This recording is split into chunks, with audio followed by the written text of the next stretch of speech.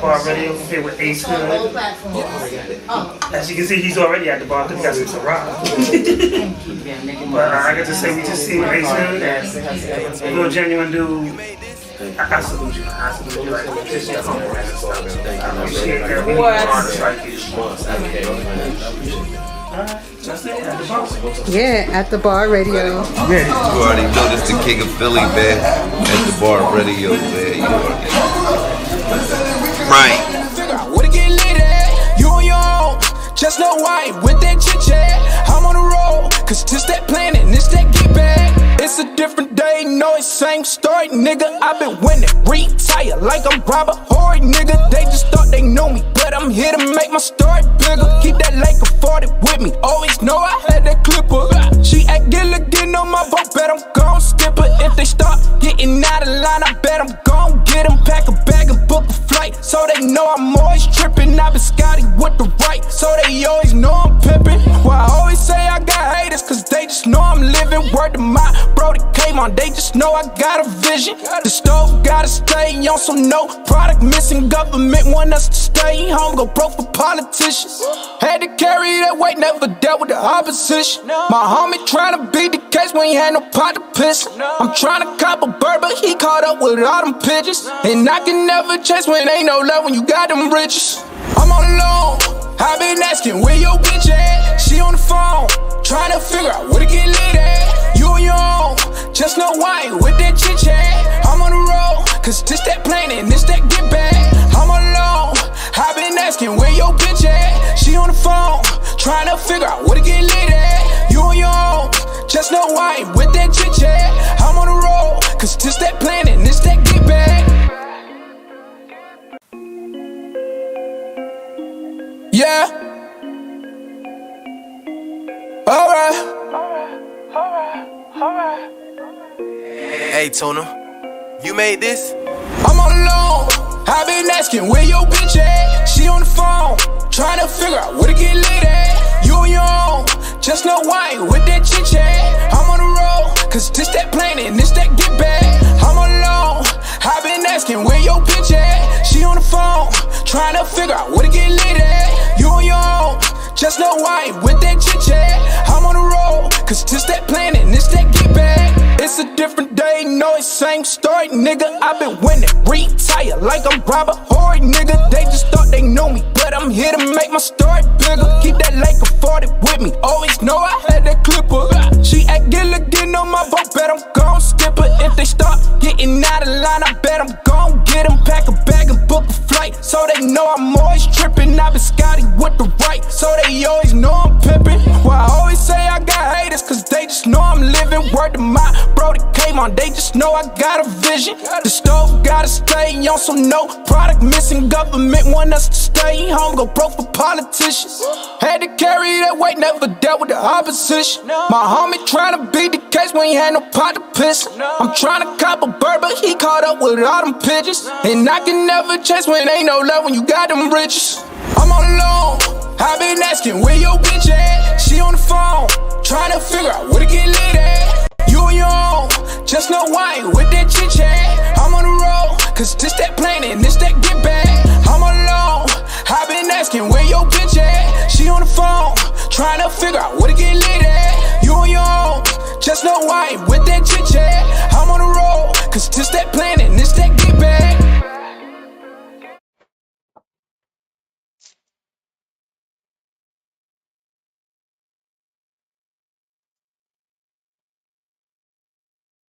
Yo. Yo. What up, what up? We are back. Welcome back to At the Bar. I am sober right now, 151. But as you can see, that's not going to last long.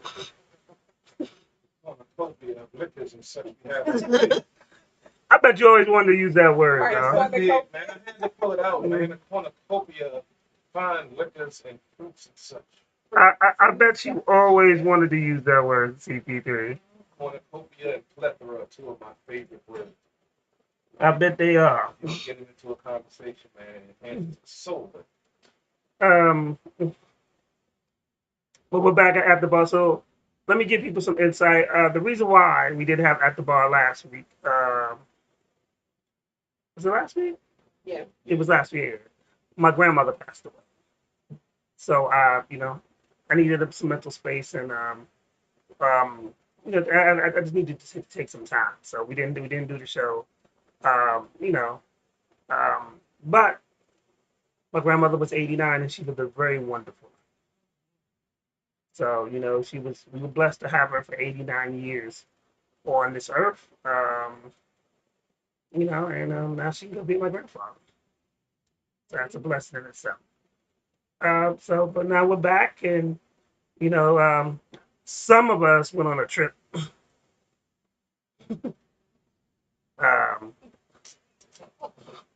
Some of us went partying. Wasn't me this time. I may bring back one bottle. I may bring back 2 bottles. But when you see the Wu-Tang Clan of licorice, there's only one person that brings that in. You got to call for help to bring in the liquor. Hey. Yeah, you know who's bringing liquor. I'm going with Ty. No, I'm just saying, people know what I bring to the table when I come to a party. You know what you bring to the table. Yeah, exactly. Refreshments. Yeah. Make sure you got your Uber. Man. And to make sure we eat before we came to this show. Yeah. I didn't want to kill y'all or be responsible for any damages. Yeah. I used to be a bartender, so as a bartender, you do have to make sure that the people at your bar are not completely and totally. I know when to say when. You ain't gotta worry about it. As a bartender, you have to know to cut people off, push little snacks if they have something. I know when to say when. I learned my lesson. I don't repeat my mistakes. Okay. You don't repeat your mistakes. No. But how many mistakes have you made? I made quite a few. I just make sure I don't repeat them. Some I have. Some of them are just vices that I can't do. Okay. But like we said, it's a daily struggle to try to live right and do right. If it was easy, everybody would do it. But we need more folks to try to do it. CP3, can you put the mic closer to you? I thought it was me. Man, look. Somebody wasn't loud. You know I what? thought it was me. What? Let me lose my train of thought. Oops. See, We sorry. I know what day it is. What day? Sunday. Oh, it's Easter Tuesday. It's Resurrection Sunday. True that.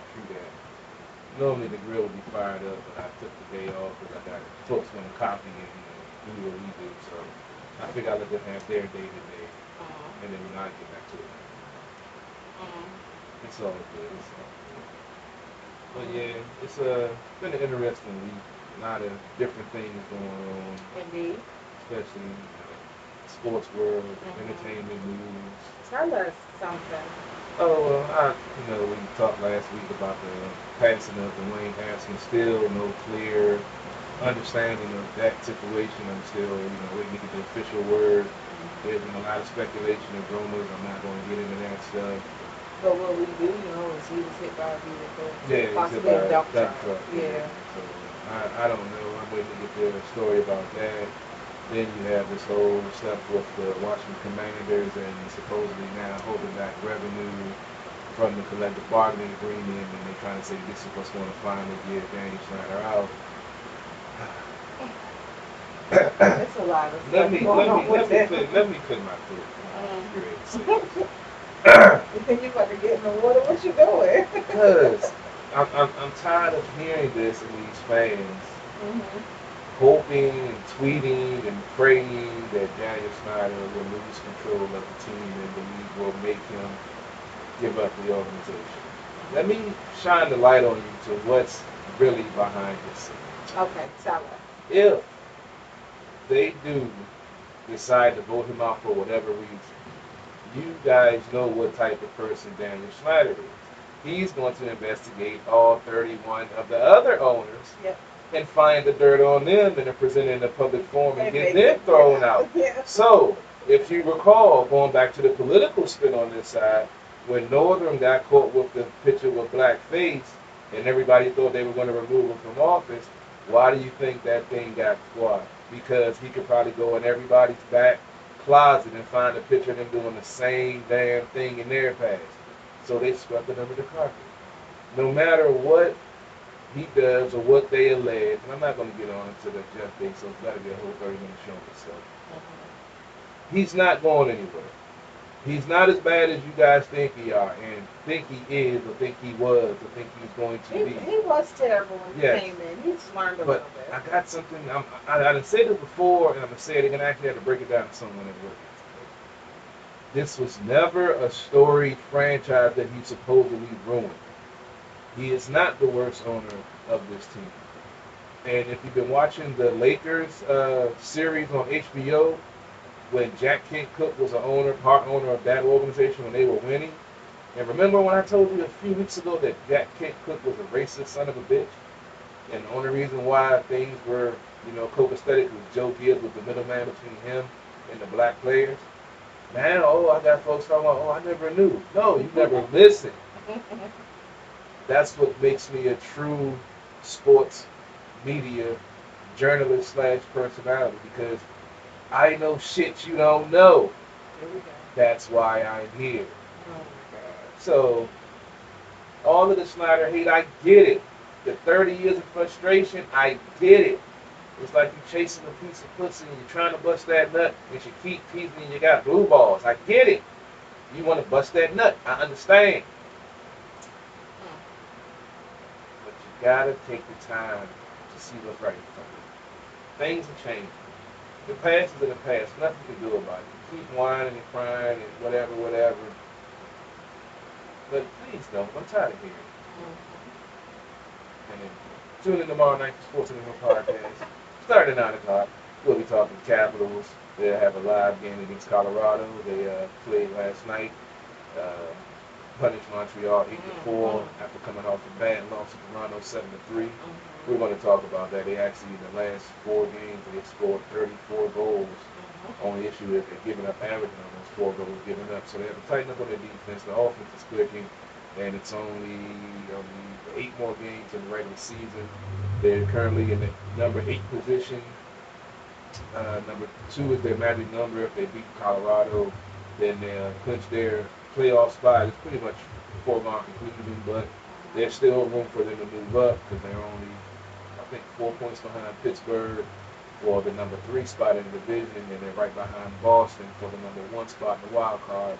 And they have 2 games in hand, which means they have 2 more games to play more than Boston or Pittsburgh. So if they continue on the winning ways, they could possibly move out of the 8th slot and be playing Florida, which is one of the best teams in the league, as opposed to Colorado, who is the best team in the league by 2 points over Florida, which will make an interesting playoff matchup. It'll be in the Caps are the number 1 road team in the league. It's going to be a good matchup. They actually won 1 and lost 2, 1 in overtime. So they won 1 and 1 against Florida this year.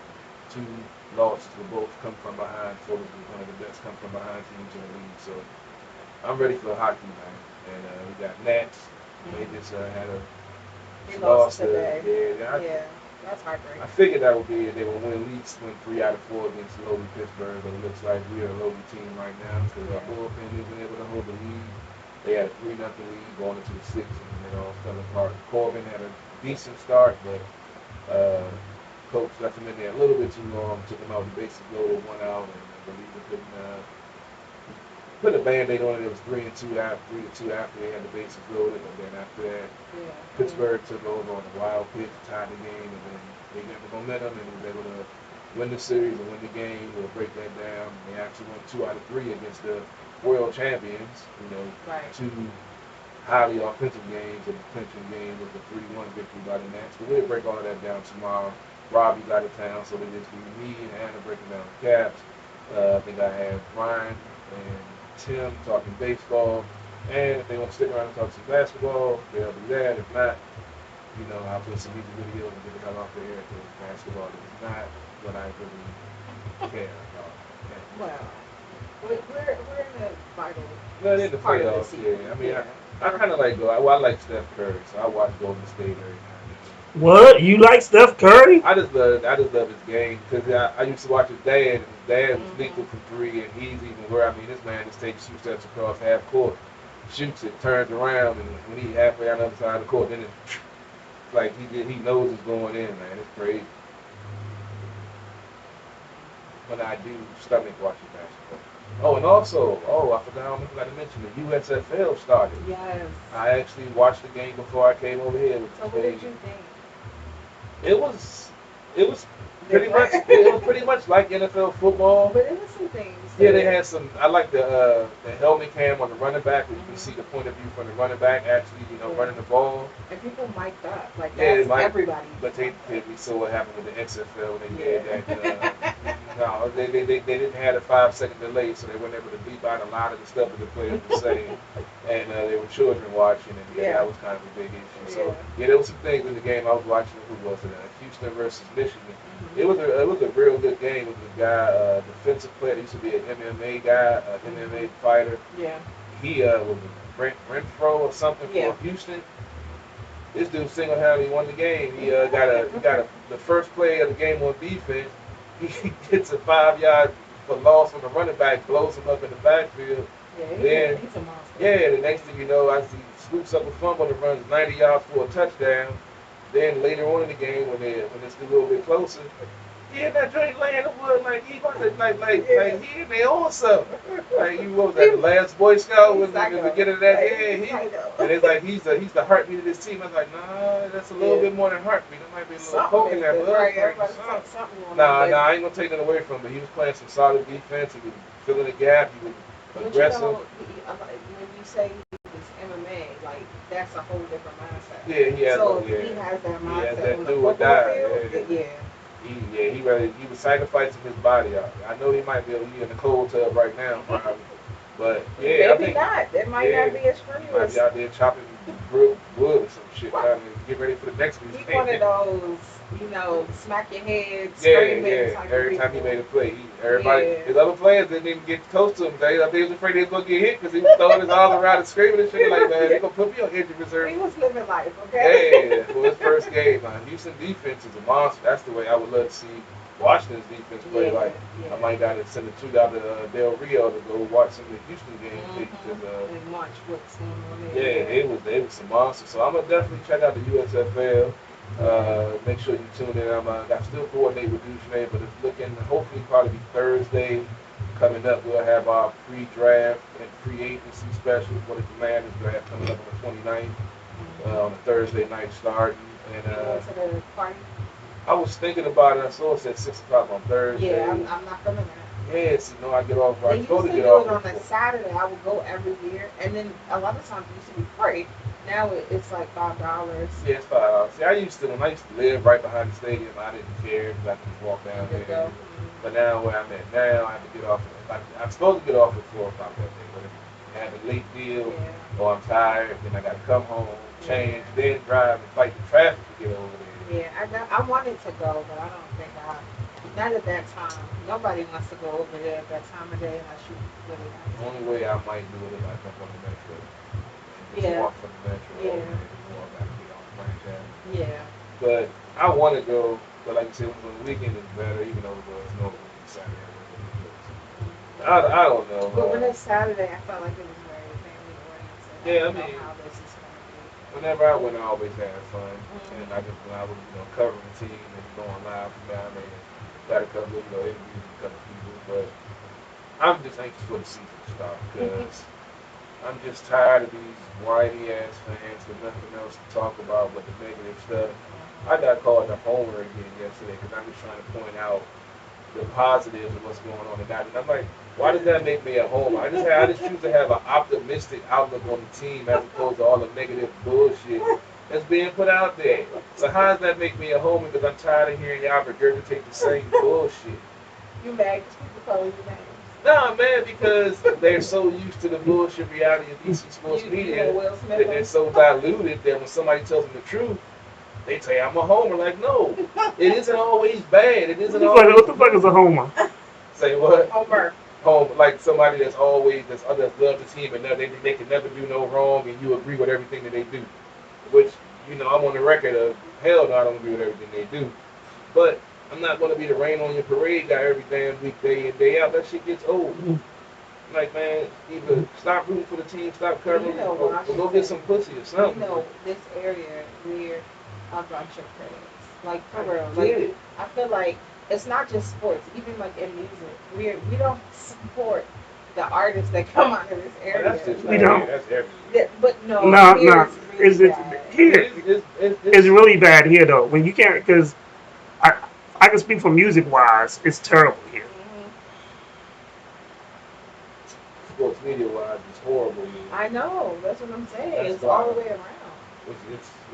It's sickening. It's maddening that they're so used to the bullshit just because they're frustrated that they accept it. They refuse to take a step back and try to look at the big picture. And that's what I try to do, to get them to see the big picture and not just look at the snapshot that they're getting constantly shoved down their throat week in and week out, month in and month out. I'm like, okay, I get it. Shit was fucked up.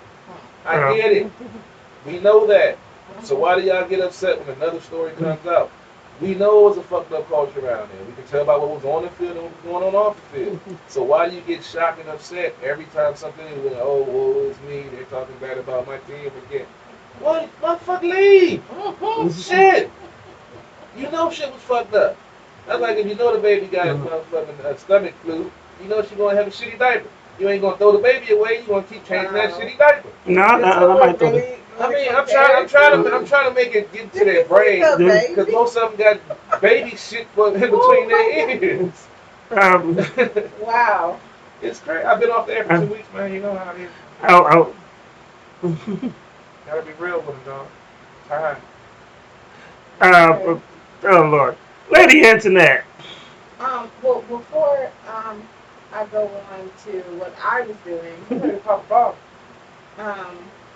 Oh shit. I will say that for those who watched that gruesome fight last night, My brother was down there. at the fight. Yeah. So there were actually two fights that were of substance, right? And both of them ended in TKO. Like, we starting to look like an MMA crowd right now. Are you pulling up the stats for the fight? The welterweight fight went I want to say it went 10 rounds. Is that what it went? I think it went 10 rounds last night. And then about round 7, someone got their orbital fractured. The bone kind of around your eye socket. Over the bone, yeah. Yeah, that tends to happen. Spence is a problem. Paul, the boxing guy, spoke about it many times. Yeah. We have experts to cover everything. Yeah. I know something about boxing, but he said know something about it. I know, I know a little. So well, if he's talked about it, then you would know that there are 4 welterweight titles. Spence now has 3 out of 4. Let's give him the other one. Because he's going for the other one, which is a fight that people have been waiting for. Him and Terrence Crawford. Unfortunately, it's probably never going to happen. No, but now they both want to fight. They want it, but as we always talk about in boxing, it's about the promoter. The promoters are the problem. Because they got beef with each other, so they don't want to make a deal because of past bullshit. Well, we've been talking. They've been wanting to make it happen for a while. We've been talking because I'm a Crawford fan, and Paul is a Spence guy because he follows him because he's from Europe, and a lot of folks don't follow European boxers. Right. And Paul said that this is what he would do, and I said, Crawford. Unfortunately, his management doesn't have him fighting a lot because He proved himself already. Everyone he knows is he's about. elite. Yeah. But his promoter is so picky on who he fights and where he fights and how he fights and all this and that. It stunted his career. So some of the luster that he had is He's not there anymore. Not in losing. skill set wise, but as in promotion wise. Yeah. He's kind of like in the same position Wilder, Deontay Wilder was in. Right. He had the opportunity to take fights and make money and build his brand, but his promoter held him back because of personal beefs that he had. So the boxing game is getting better talent-wise, but it's still screwed up promoter-wise, and that's how it is in most industries, entertainment, sports, boxing, whatever. Well, hopefully they can get it together. This fight can generate a lot of money. Well, I think that's the only reason why, because it has to happen. It's going to be mandatory. So yeah, so he can get that other belt. Yeah, so it's going to happen just because of that factor. I'll see the next time I can get part of the boxing guy on. He got an army of kids and shit. So don't do him like that. No, I tell them on the air. I told them I gotta make out a check on them, make sure they ain't took over. They be trying to jump, and that's why you gotta stay in shape. That's why the boxing guy got to keep uppercut stiff on them little motherfuckers. Right. Hey. This is CPP's guide to raising kids. Stick and move. Keep it moving. We did not condone. Body to the head. But I see next time we can get him on and break down all the stuff that's been going on this year, because we haven't had a boxing show this year at all. So I'm gonna try to coordinate and see what I can do, because Robbie's taking vacation, I think June to August. So you full of a whole bunch of big words today, sir. Hey, if I told you I've been off the air for a week, yeah, well, I love boxing, so that definitely, to me, I feel like that was a big deal. And then the fact that he has 3 out of 4 belts or titles, that's a big thing. But so I went to Tennessee, land of moonshine, whiskey, all of that, all those wonderful spirits, and went to quite a few distilleries. Some I remember, some I do not. I need to go to Tennessee. So I remember being there. Just don't remember all the names. It's so many. So for those who do like to go to distilleries, who like to go tasting, like moonshine, whiskey, all your bourbons, your rum, definitely go Pigeon Forge, Tennessee, and Gatlinburg. They're right there together. Pretty much you can just walk. It's like a strip where you can walk through, go to different distilleries. Some have free tastings. You have wineries there as well. So some are free tastings. Some you pay $5 for. You get to taste a plethora of alcohol. Yes. That's the only way I can really describe it. And if you like something, buy it. And take it home. I advise to drive especially if you're in the DMV area. It is an 8-hour drive. Go to the distillery and then drive. No, drive to the area. Okay, yeah, drive to the area. That way, if you buy something, you can take it back. You don't have to worry about your plane. Right. Yes. So these 3 bottles up here are whiskey. They are labeled and labeled as far as which batch, how many times they've done this, how many times they've created these flavors. This apple whiskey is batch number 30. This right here is actually new. It's batch number 1. So not gonna get rid of that. I don't know what the fuck we about to do. And this is batch number 21. So this is the apple. This is a blend. It's called Tropical Lady. Very good, very delicious. Tropical Lady I had was delicious. And this is the peach whiskey. You said what? Tropical Lady I had You're was so nasty. delicious.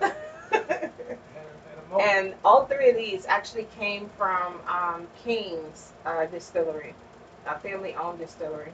Really remember nice place. I do. This is the place where I was singing Tennessee Whiskey while we were tasting. Yeah. It's a song. Yeah, but I mean, it just came out. I know they played it for Delicious. That should be killing. That should be rocking though. Yeah, I love that song. You can put Tennessee anything. Tennessee, bourbon. It just came out You know, when I was Oh, it drinking it. wasn't playing no way. You just started singing it. Yeah. Oh, dang. And then they talk about in the song. They talk about brandy. I tasted the brandy. They had an apple brandy. I didn't like that so much, so I didn't buy it. I spent quite a bit of money at Old Smoky. So they gifted me this lovely bag. Yes, Old Smoky. You can get Old Smoky in your local liquor store, but you kind of limit it to what you can get. Um, you'll see like the apple pie. You'll see the original. Sometimes you'll see the peach. Um, I have had you guys taste the cherries, where it's maraschino cherries. Those are, if anyone doesn't know, those are the cherries you put on top of your ice cream, or like on a drink, the red ones. Those are usually soaked in moonshine, but they have the pineapples, which you can't get here. So we're gonna try that. You The also pineapples? have, yes. We're also gonna have that strawberry mango margarita, and then strawberry cream. And then this one is from another distillery, Old Forge Distillery. It was pretty good. This one is French toast moonshine. So we those just are the gonna eat. moonshines in the front. They had the Old Smoky has like a million flavors at the distillery. So this show, let me just. If you're easily offended, when we do our music break and come back and we start drinking, you might want to turn it off. Yeah, my hat Someone's turned gonna backwards say and something. But I highly recommend taking a trip. Okay, I'm promoting going to Gatlinburg and Pine Forge. I'm sorry, Pigeon Forge. I said Pine Forge. Pigeon Forge, Tennessee. If you like moonshine or just want to try something different, definitely. I got two questions. Uh-huh. Is there any photographic evidence of what happened during this drinking trip with your girl? I have video on my phone. And did anyone get arrested? No one got arrested. It's a good trip. I don't even think we saw any police on there. Oh. They were probably drunk. Yeah, they probably waiting to get off work. Yeah. And you know what's crazy? While we were there, we have so many connections to people up here. We met someone that was from like Laurel, someone else from Bowie. I was sitting at this one distillery. That's one of the ones I do not remember the names. And I look up, and they had all of these. For anyone who doesn't know, police officers exchange badges, like their patches. Oh, On their uniform thing. So they exchange patches. I used to exchange patches all the time. I'm not saying on air who I was with. But the particular police department that I used to work for, I looked up, and what do I see? I see their patch. So one of our drunken officers must have come in there and gave these people a patch. But there were a lot of them, so it's a lot of drunken officers across that. But we met a lot of really nice people. I'm not being offensive when I say this. It is a hillbilly town, and the reason why I say I am not being offensive is because that is what they describe their town as. They call themselves hillbillies. They're proud of it. They are proud of it. I'm not using the H word. And they were. Everyone was really cool. We did not experience any racism. So if people want to ask that question, which I have gotten that question, but we did not experience any racism. They said you got some white niggas out there. Here I am trying not to be offensive. That's what I'm saying. Just go ahead and get it out there, man. You try to dance around. No, I'm saying I didn't experience any racism, and the people were cool. They call themselves hillbillies, okay? But everyone was really cool. Wiggins? He gonna keep going. I don't think he needs any alcohol because he's already. He's ready. You can see CP3. He's He's ready. in the presence of alcohol, and we know what it is. I've hung with a lot of those folks before. I used to levitate to those areas. Yes. Okay. So I mean, they good. I call them down home because they chill. They don't care about nothing. Very they like chill. to have a good time, stay out of trouble, and drink some moonshine. And we had. I mean, you go to these tastings and they're either free or very, very low cost. But we still have people buying us drinks. So I'm like, what is going on? I saw this man who was walking along with us, and I feel like he was going to every distillery we were going to. We were walking across the street. Next thing I know, he like did some type of tuck and roll thing across the street. It was bad. His wife was so embarrassed, trying to get him off the ground. Did you help? No, I kind of chuckled a Did little you film bit. it? No, See? because it happened so quickly, and I was like, whoa, you know, it was right next to me. It was bad. But he didn't hang with us, but All right, I guess we're about to go to this music break. yeah, well, I pour you guys a couple of shots.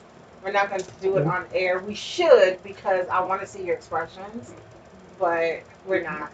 I didn't bring the pickles. Y'all probably, that would be something to film. Those were Yes, nasty. it I would. didn't buy them. Yes, pickles and moonshine. That's nasty. You scared? Nah, See, I we said I scared, can't y'all. talk about what I do on the air, but we can only talk about this stuff. Okay, but this is something that we can share. This might be information someone can use.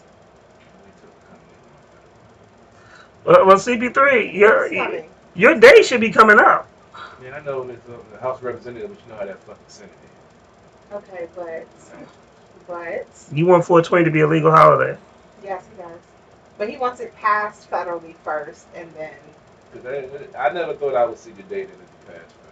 Well, the fact that they even brought it, But I know it's going to get as far as it has. I know, but I know it's going to get quashed. You got to think about all the whole DEA will lose a whole division of people that's going to be out of work now. Federal folks, the task force, the local folks. DEA is. All right, I'm about to play some music, y'all. I'm just saying, but they got a whole section that's devoted to that. They're going to have to get reshuffled or lose their jobs or whatever because they're not going to be able to prosecute that stuff for those crimes anymore. Got to keep the judicial.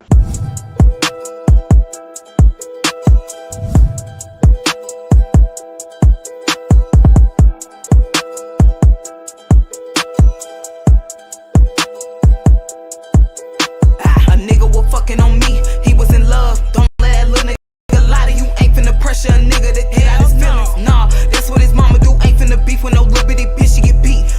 That's what that drama do. Ain't no wasting my time. Run of these bands, that's what them commas do. Yeah, that's what them commas do. Yeah, that's what them commas do. Ain't no wasting my time. Run of these bands, that's what them commas do. Yeah, that's what them commas do. Yeah, that's what them commas do. Ain't no wasting my time. Run of these bands, that's what them commas do. Everybody a queen, well bitch I'm a nuisance. Come to your city, yo nigga I'm looting. Bitch I'm a stepper, period. She think she fucking with Treasure Delirious. Lil' George stalking my page, she curious. She think I'm playing that rap, I'm serious. I ain't got time for all of that chit chat. Stepping too close and get hit with the reflex. First I'm an Average, you know I'm a leader. Don't follow no rules, only follow procedures. Like if a bitch get out of line, stuck her. A nigga wasting my time, fuck her. Promoter ain't giving no money, then dub it. Don't play with a gang when you see us in public. If I had nothing, you know I would clutch him. I grip on the strap and you know I'ma bust it. A nigga was fucking on me, he was in love. Don't let that little nigga lie to you. Ain't finna pressure a nigga to get out his feelings. Nah, that's what his mama do. Ain't finna beef with no little bitty bitch, she get beat. That's what that drama do. Ain't no wasting my time. Run of these bands, that's what them commas do. Yeah, that's what them commas do. Yeah, that's what them commas do. Ain't no wasting my time. Run of these bands, that's what them commas do. Yeah, that's what them commas do. Yeah, that's what them commas do. Ain't no wasting my time. Run of these bands, that's what them commas do. He hit my phone like, Tay, where you at? I dropped the pen, come give me that neck. He drowning this pussy, he like, what the heck? I don't be bragging about how I be wet. My drip game awesome, you know I be flossing. Bring that ass here, and you know that I'm bossy. He think he a pimp, well bitch I'm a pimp. Louis back heavy, I walk with a limp. Money on my mind, I'm talking about commas. Fly takes back a hoe with that drama. This is my son, I call him my toddlers. Big booty bitch, they call me a wobbler. Ass hair broom, that's true facts. Got your nigga on my ass, that's true facts. Bitch, you and my bitch don't do that. If you running this bitch, I'ma screw that.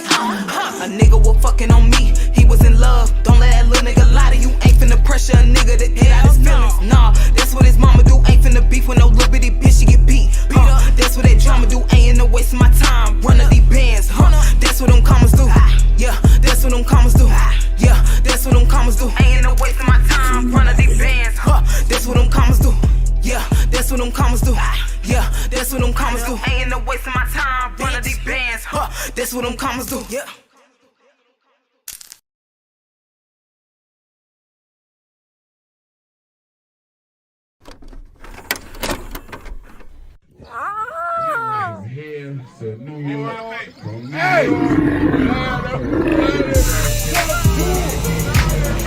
I one check away. Just try and see if you can twerk something. Prove to me it's really worth something. I want check away. Just try and see if you can twerk something. Prove to me it's really worth something. I want check away. Why? O-C-A, I want check away. Just try and see if you can twerk something. Prove to me it's really worth something. I want check away.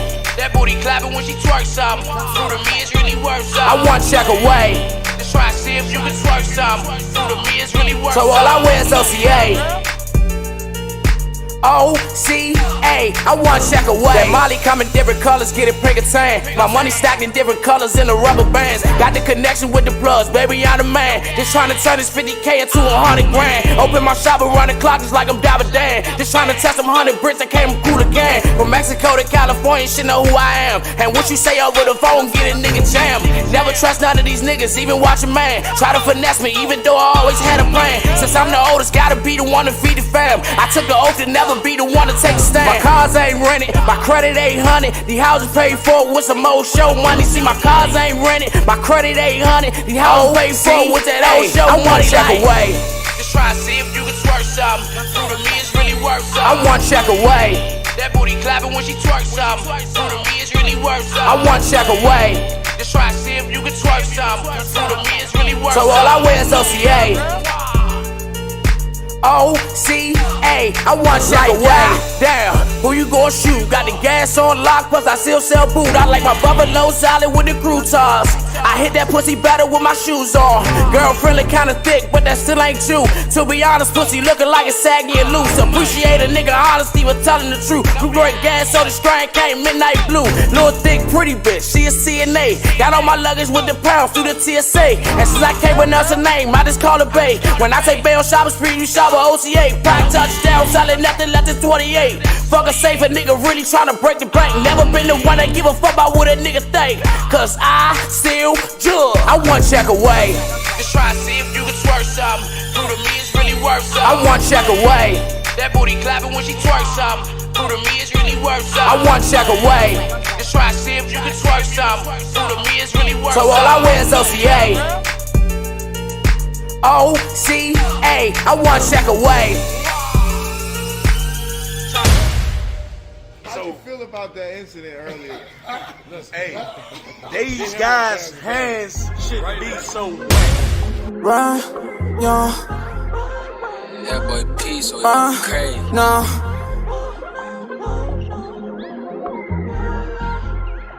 I was down, now I'm really about to go get up. 10 rounds, now that nigga can't get up. That's what you get when you go fuck with the vision. My money be piling, we don't do division. The feds be watching, I just gotta get up. I was just down, now I'ma get up. Sleeping on me, I bet that they get up. My money was low, but now I'ma get up. Oh, bet that we get up. Pushing this weight, I'm doing sit-ups. I was just dirty, now I got my fit up. Too good for these bitches, I bet they gon' miss us. And I pack a bag if you think that I'm trippin'. I keep this shit brisk like I'm sip Lipton. Even though niggas don't know what to get on. You ain't shit till your niggas go and get on. Get you some pack, go make a flip homes. Yeah, I'm stuck in my bad ways. Niggas always being burnt out, so I dip them all in the ashtray. I don't understand these niggas that just always talking about, yeah, they past ways. I don't understand these bitches always comparing me to they past days. I give a fuck about you, you give a fuck about me. I just be rapping for money, you be rapping for free. Feel like that I rap like a god, the reason they call me a G. I'm against all of these odds. Niggas ain't fucking with me. Never no worries, Hakuna Matata. They say that I'm hot cause the devil wear Prada. I'm Soulja Boy first and these niggas gon' follow. Catching no feelings, you catching these hollows. Ride with Rodriguez like I fuck with Rollo. Ain't got no time when I see this Movado. Bet that bitch shine like I'm in Monte Carlo. Looking at me like I done hit the lotto. Counting your last days, get hit up. Talking that trash, hey, on Twitter. Your bitch, she be bad, yeah, I'm with her. When she see me, her face be lit up. Boy, better go ahead and mind your business. I don't go back and forth like tenor. Run this game, I don't get no finna. But we bout to get up. 10 rounds, now that nigga can't get up. That's what you get when you go fuck with division. My money be piling, we don't do division. The feds be watching, I just gotta get up. I was just down, now I'ma get up. Sleeping on me, I bet that they get up. My money was low, but now I'ma get up. Oh.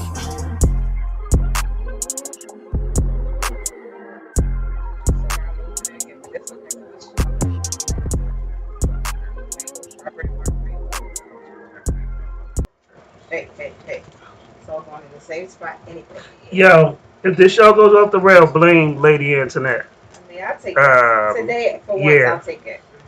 If the show goes off the rail, blame. So while y'all couldn't see it, she was giving us shots. And if you watching my feed, I apologize for the brief delay. I had to get everything back up and running. But yeah, during that delay, yeah, we was getting fucked up. Shit. So far, y'all tried 2 different ones. Did y'all? I like the French toast a little bit better. You like the French toast? But the strawberry joint, it's smooth though. The strawberry joint is really smooth. It's too smooth. I feel like it's real dangerous. Yeah, that's that shit that is. Leave that residue in your mouth. That creamy residue you're trying to get out. I don't know how to take this. Yeah. Look, man. And he about to take the strawberry and mango margarita. So I'm about to let's get these topics started so I can start taking some shots. While we was off the air though, big salute to Gilly the Kid. Wiz Khalifa got Gilly the Kid's paid taken down because he was clowning Wiz for working out in his drawers, and I ain't gonna lie, I would clown a nigga like that too. He got in his feelings about it. That's what people do nowadays. That's our society. And when he came outside the draw, working out. He does his workout, in the little. Oh. I'm gonna tell you like this. It's little booty jump. It's little undies. Look, man. If you a grown ass man, and you send me a friend request, and you got your shirt off trying to look sexy for the ladies, I could know you for 20 years. I will deny you. Like, you're not gonna do that. It's just certain things I don't want to see on my IG or my social media. You was working out in your tighty whities. We don't know. Well, they were tighty. There's a lot of ladies who might not want to see that either. So I mean, there's that. It's. He knew what he put on. But the thing was though, Gilly said that they were going to make he was going to go to LA and he was going to play a prank on Wiz because his manager had called him and was like, because they had been cool before, because Wiz has been on $1 million worth of game, and it was just sad though. Soft, people are soft, yeah. But that's our society. Like, people, instead of addressing the person or sucking it up and taking it, that's what people do. I mean, that's the thing though. Gilly been clowning. Gilly had another page up within a couple of hours, and he had over 120,000 people on that page as well. Well, see, that's my thing. At the same time, you can say whatever you want to say, but people are going to react how they're going to react. Unfortunately, you can't control it. I guess we go back to the Chris Rock slap. There you go. That's what I was going to say. So, because like even with the Chris Rock and Will Smith thing, I understand Chris Rock is a comedian. I understand that. I understand a lot of comedians crack jokes. However, in the real world, people respond.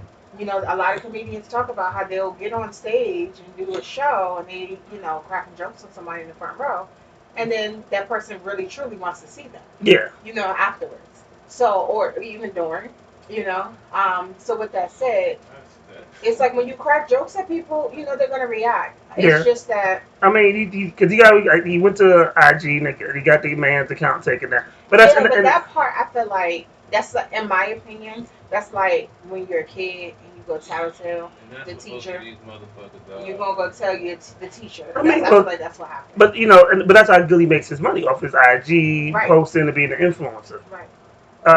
I don't know. It's just. But at the same time, it can be said. You can look at both situations. But I mean, you know, it can be said. Wiz Khalifa is an artist, and his image means a lot. right, so yeah. I can see both sides of it. I feel like he shouldn't have gone.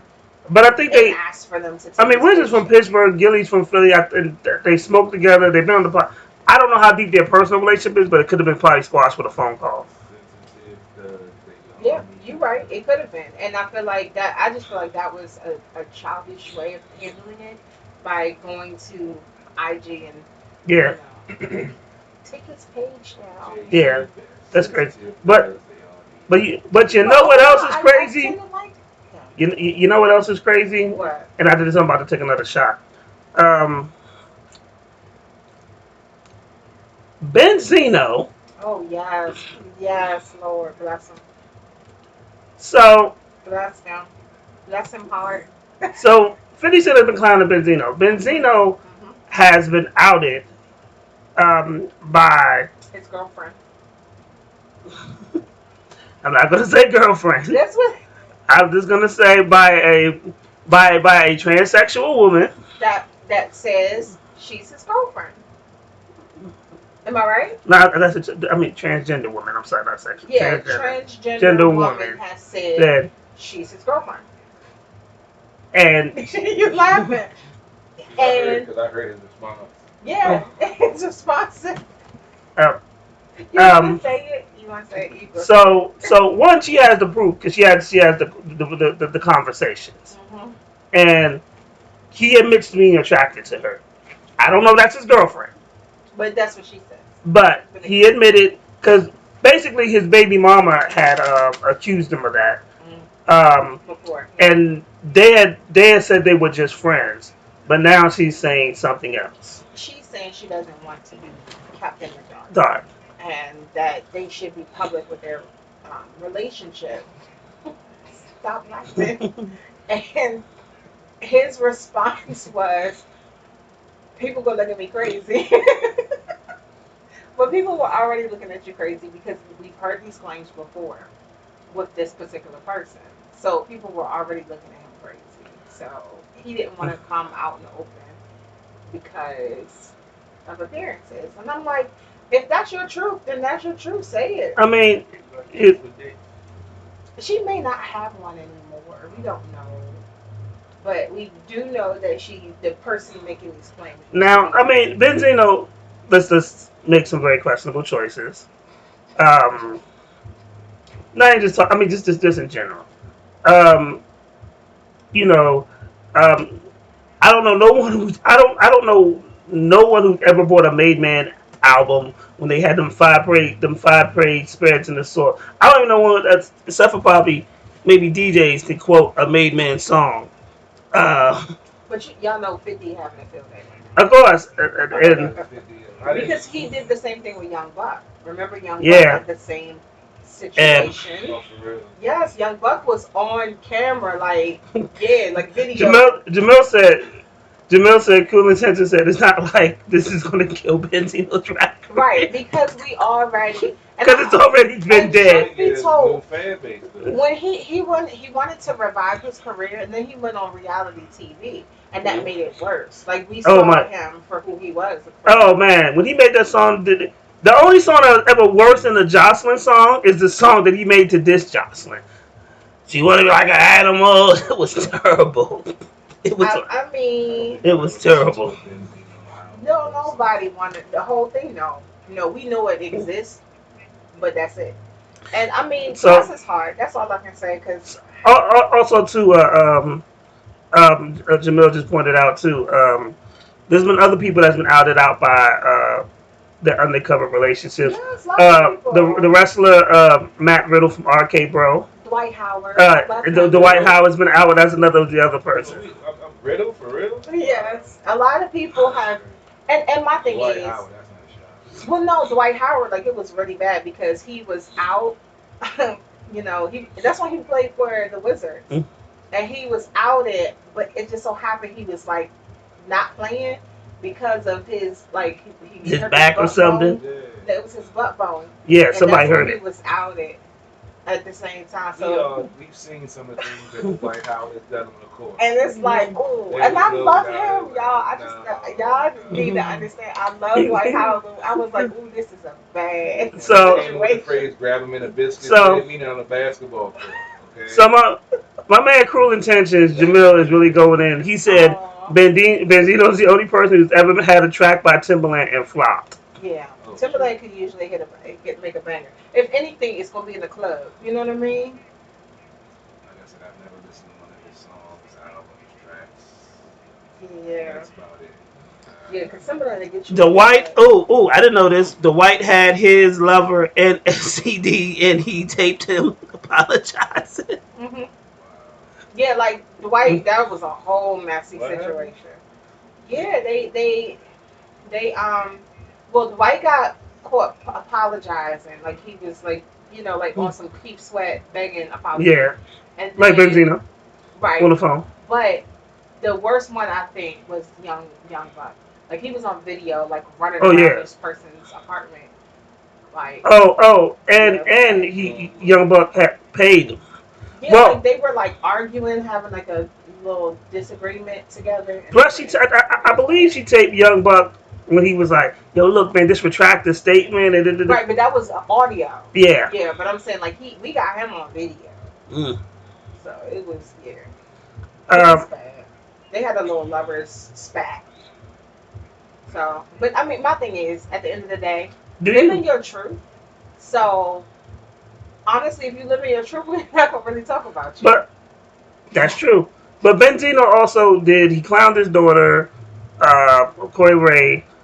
He was like, well, her album only sold 11,000, which is probably more than how Any Made Men sold anyway. But he was like, well, maybe if she would have put a Benzino verse, I'm thinking if she put his verse on, it would have went less. I don't know if anybody be like, yo, Benzino's in my top 5. I don't even. I've never heard that. I mean, he went to his hometown of Boston to bury his mother, and he got shot. I mean, that happens to people depending on your lifestyle.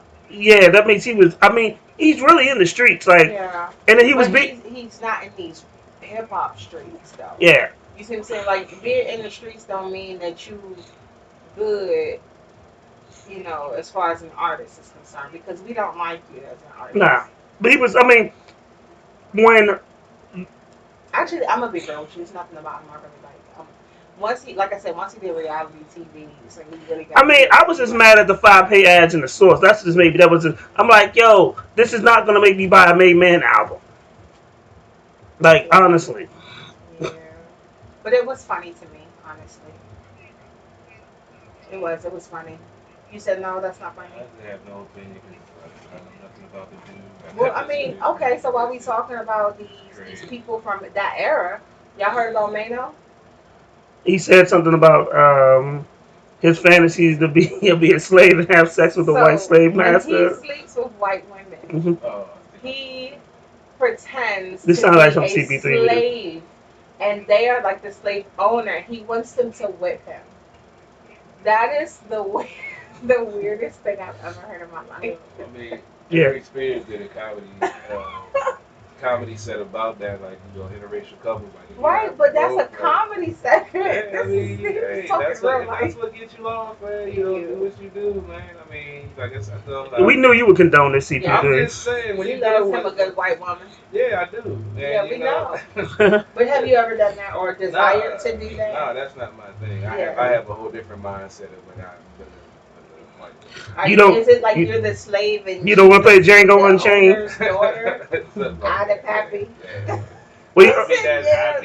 Are you trying to reenact Mandingo? Yeah, you can role play, but I don't ever play the slave that they getting whipped. I'm playing the slave that broke out. And then the master's daughter that fell in love. She the only one around. I got some urges I need to get but what else? Also, T.I., while I think we was off the air, T.I. got into it with an Atlanta comedian who made a joke about him and his wife's sexuality. Okay. They apologized, they made up, but then when he did his stand-up in New York, he got booed. Yeah, because, okay, here's my thing. Like, when we just had this situation with Chris Rock and Will Smith, okay? Chris Rock is a stand-up comedian. Yeah. Stand-up comedians tend to crack jokes on people in the audience. Will Smith didn't appreciate it, went up there and smacked him. We know this. Will Smith is not a stand-up comedian. Okay? So him being sensitive to the situation and not caring about this comedic routine. Okay, some people are like, okay, I get it. You know, he's not a comedian. He was in his feelings. But when you're doing the exact same thing that someone else does and you're not respectful of the joke, you know, and you're not receptive of the joke. And I can't remember what the joke was. It wasn't, I don't remember it being real bad, but he just didn't appreciate it. Because they talked about the charges that were against him. And then he got mad and started yelling like, "We not guilty." He took over the show, I think. Yeah, he looked very guilty. Right, but at the end of the day, this is a comedic routine, an act that was going on, and you weren't respectful of the act. You interrupted, took over the show, and stated your claim. So once you go up there, you can't expect everyone to be respectful of your routine. Whether their joke was tasteless or not, let the man do his routine. It wasn't a man, it was a woman. Right, let the woman do her routine, and you address her later if you have a problem with it. That's being respectful of her routine. And it was her show. Like, she was a... There you go. It was her show. You're not being respectful of her routine. So now, when you have your routine, people are not going to be respectful of you. And a lot of people feel, just like in Will Smith's situation, they felt like the person that he did this to her on purpose. It wouldn't have been anybody else. A lot of people are claiming that it's a woman that did this. A woman who said this, and that's why he did that. So, had it been a man, we know T.I. Little. Okay? Well, I know from back in the days, when T.I. first started popping with 24s and stuff, when he had trap music, and when he came down to D.C., the rumor was, because I was not there, but the rumor was that when he got out of hand, I think Big G popped his ass. I mean, Big G is Big G for a reason. You know, he's not a small dude. At the end of the day, T.I.'s a teeny tiny little man. Because look at his wife is really small. Yeah. Look how tall he is compared to her. Yeah. That gives you an idea of how tall he is. And because I think I'm taller than him. You know, and I think Ant-Man's taller than him. So at the end of the day, a lot of people are saying, if it wasn't a woman, or if it was, you know, like if it was somebody else, he wouldn't have done that. And, you know, you're not respectful of her set, so people are not going to be respectful of yours. That's how it is. I'm tired of the if and the shoulda, woulda, coulda. You're right. If my aunt had nuts, she'd be my uncle. You know what? What that got to do with the price of milk today? That's what I'm saying. Is if it was somebody else, and like it happened, he disrespected someone else over words, and the whole what about this, and what if it was this, what if it was Tupac, and say, shut the fuck up. That nigga dead. I mean, well, yeah, people have been saying that even about Will Smith. They were like, oh, well, if it was Bernie Mac, and somebody said that on one of my posts, and I'm like, Bernie Mac ain't here, so we won't know. But thanks for your opinion. But I mean, this is one of those things. T.I. should one, and Jamil pointed out some great stuff. You know, it's telling a joke don't make you a comedian. Yeah. Like we could be funny on the podcast, but like one of my friends, Funny Man Skiba, is an actual comedian. Right. He's been on BET. He's opened up, like he makes his living off of you know, off of comedy.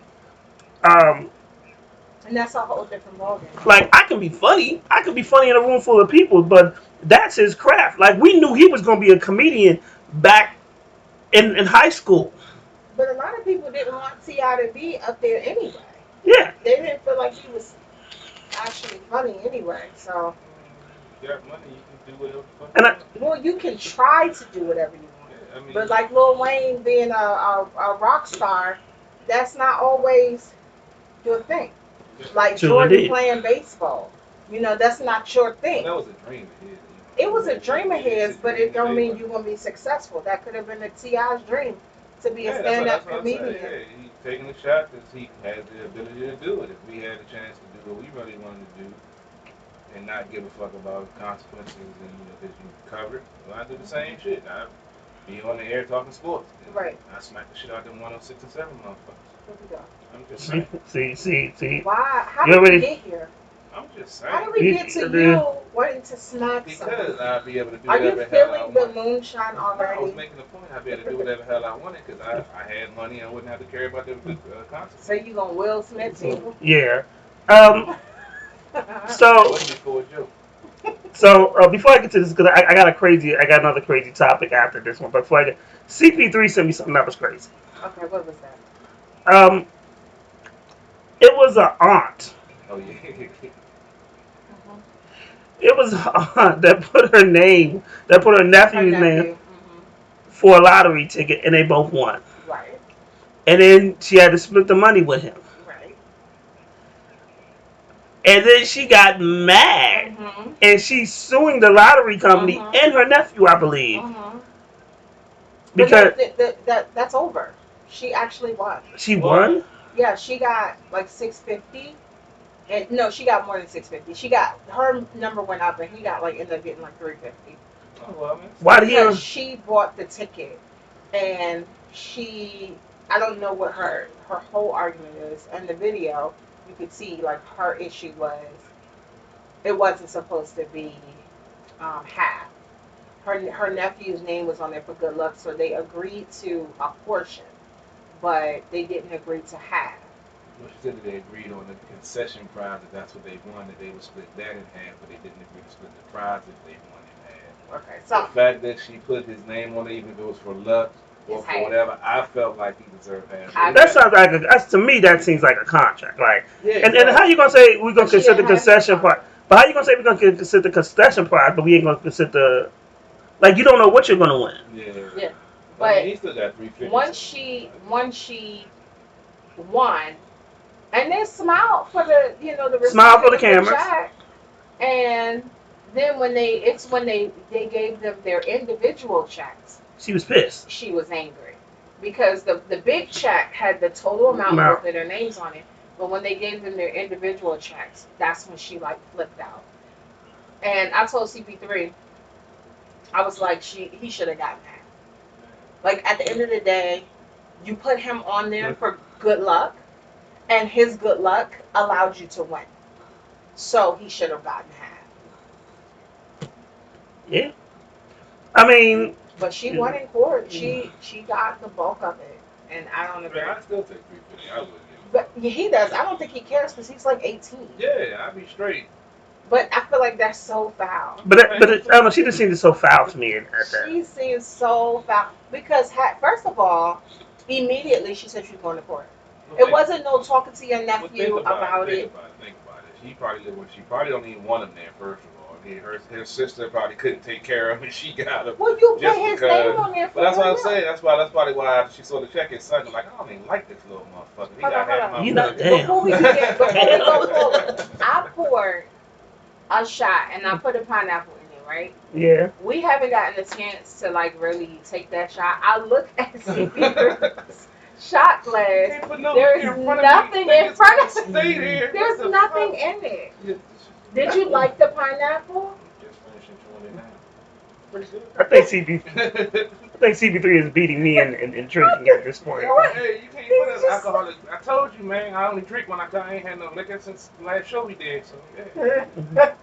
Feeling fire. I'm sure you done Yeah. had 4 shots of moonshine, Oh yeah. and we about to get into the whiskey. Oh yeah. Oh yeah. Oh, About to be home.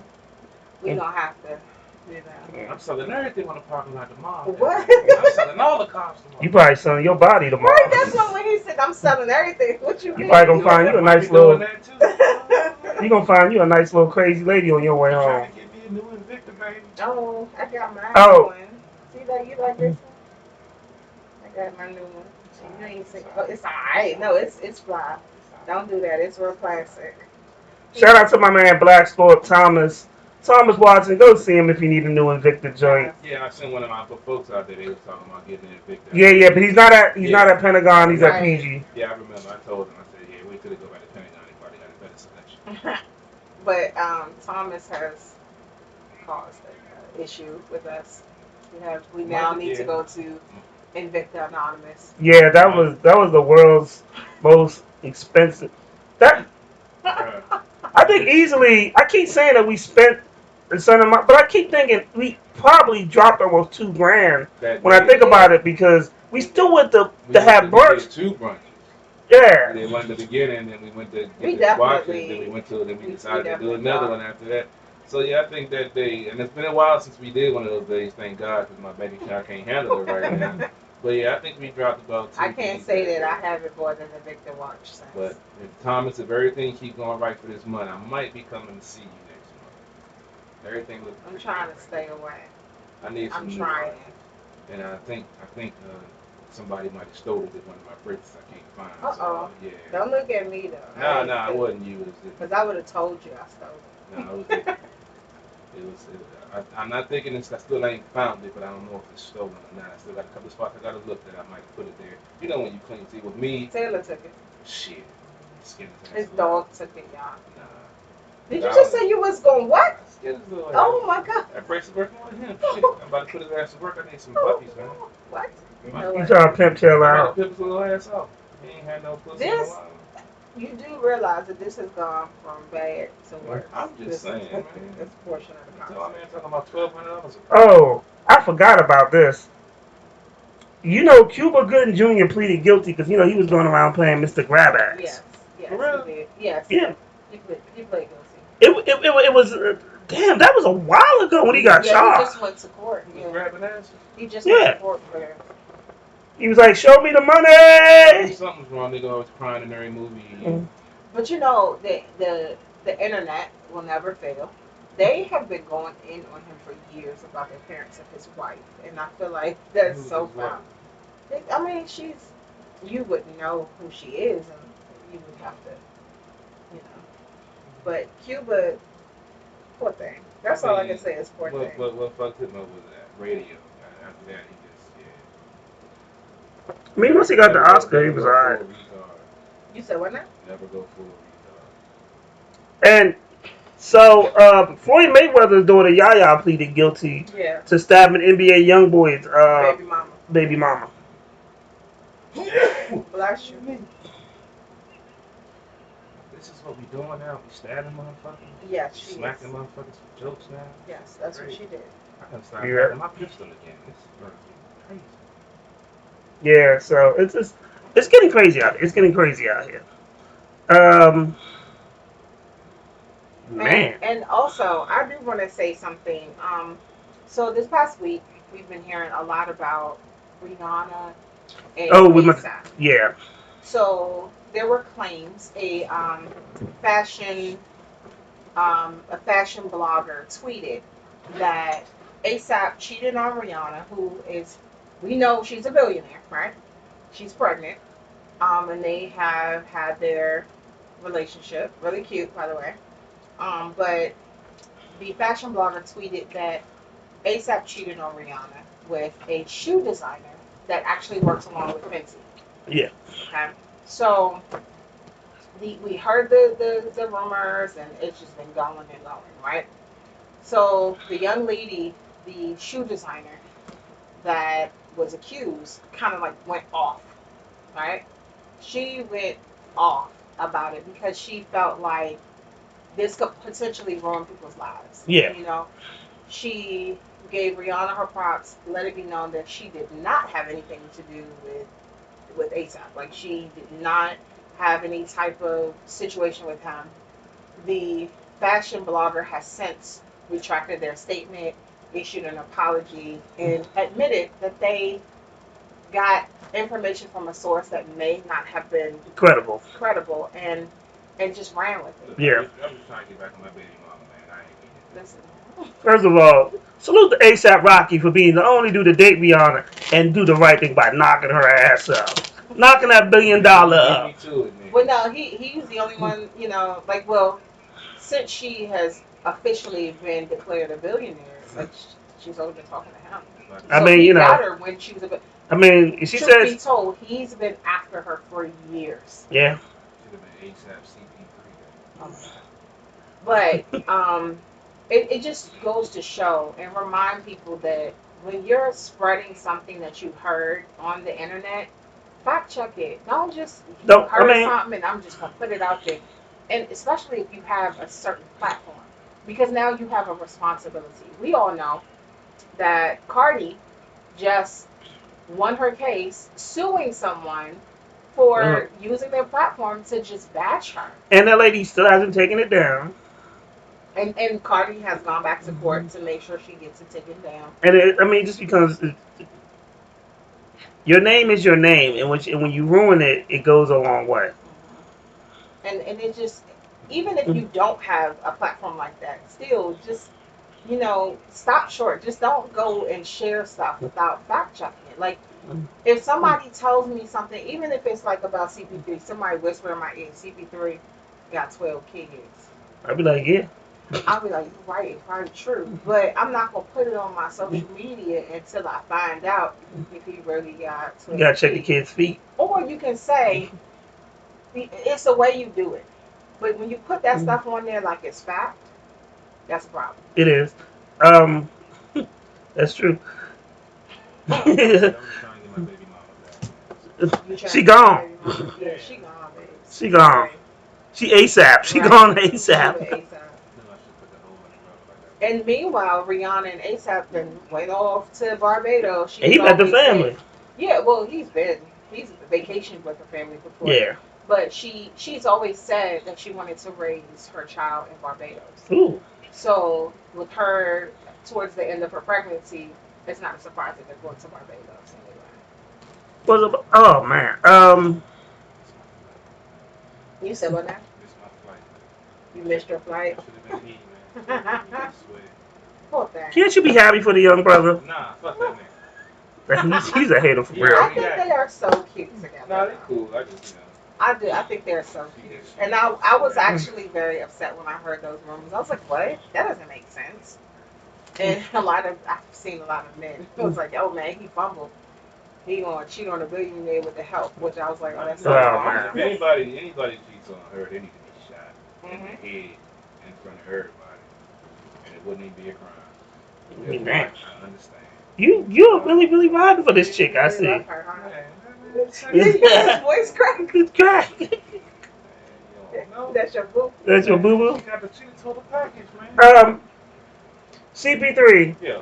So you was talking about while we were off air. We were talking about what happened to some of your folks some of your people. Yeah. Wow. So let's talk about that. All right. This weekend, I'm not naming any names because it's a current situation, but a few young ladies went out to have a good time for one of their birthdays, and they're having a good time. A gentleman approaches one of them, asks for their number. She politely says, "No, thank you, I'm married." Went on her way. Think everything is good to go. Fast forward, end of the night, they get ready to leave. They're in the car at the night, leaving the club. And lo and behold, this same dude rolls up beside them and says some things, basically threatening their lives and saying that he should run them off the road. And they had some drinks, so they didn't get the license plate or anything, but they're on a local road that has a lot of cameras, so I'm hoping they'll be able to find this jerk. But he goes, he pulls off. They pay it no mind. He loops around the block, gets behind them, taps their car, hits their car. They flip, hit the median, and let's just say all three of them are lucky to have their lives today, but they are very, very injured, broken neck, broken bones, broken legs, all types of stuff, because this person didn't know how to take rejection. He could have been high, drunk, whatever his excuse is going to be whenever they catch him. But I don't understand how y'all soft, pump, pussy, skinny jean wearing, no dick having, low self-esteem motherfuckers that's on social media bragging about how much pussy you get and how many chicks you can pull and how bad you are and this and that. But when somebody rejects you, for whatever reason, even politely, you cussing them out, throwing stuff at them, talking shit to them, putting your hands on them, and now in this case, almost killing them because she didn't want your number.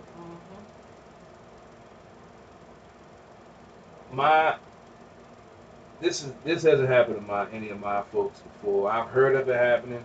By me doing security in the club, I think I've prevented some situations from that happening.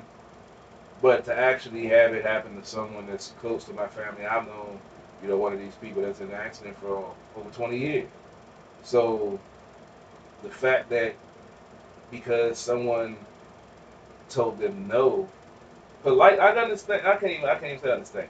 But there are some young ladies that aren't polite, cuss you out, yada yada yada. But she said it politely, and you so sensitive and such a bitch. And I hope you watch it. I hope you tuned in. I hope you just like be flipping through and see this. You's a bitch, and if I find you, you ain't gotta worry about nobody not taking your number again. Okay. That's all I'm gonna say. Well, I'll say it like this. Some people are weak. Some people think they're strong, but they're weak. And when you hit them, and when they can't, and when their fragile, weak ass male ego can't take the truth, she don't want you. And for you to take rejection to go that far, and to say these type things and to threaten people that's just having a good time, you're not even a man. Right. Like, don't, because I don't want people to confuse that species with a real man. Like, use a nigga. Use a real live nigga. And I mean that in the most disrespectful and grimiest way.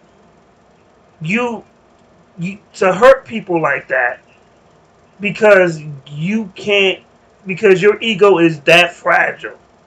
Like, and then you probably went home and laughed about it. Like,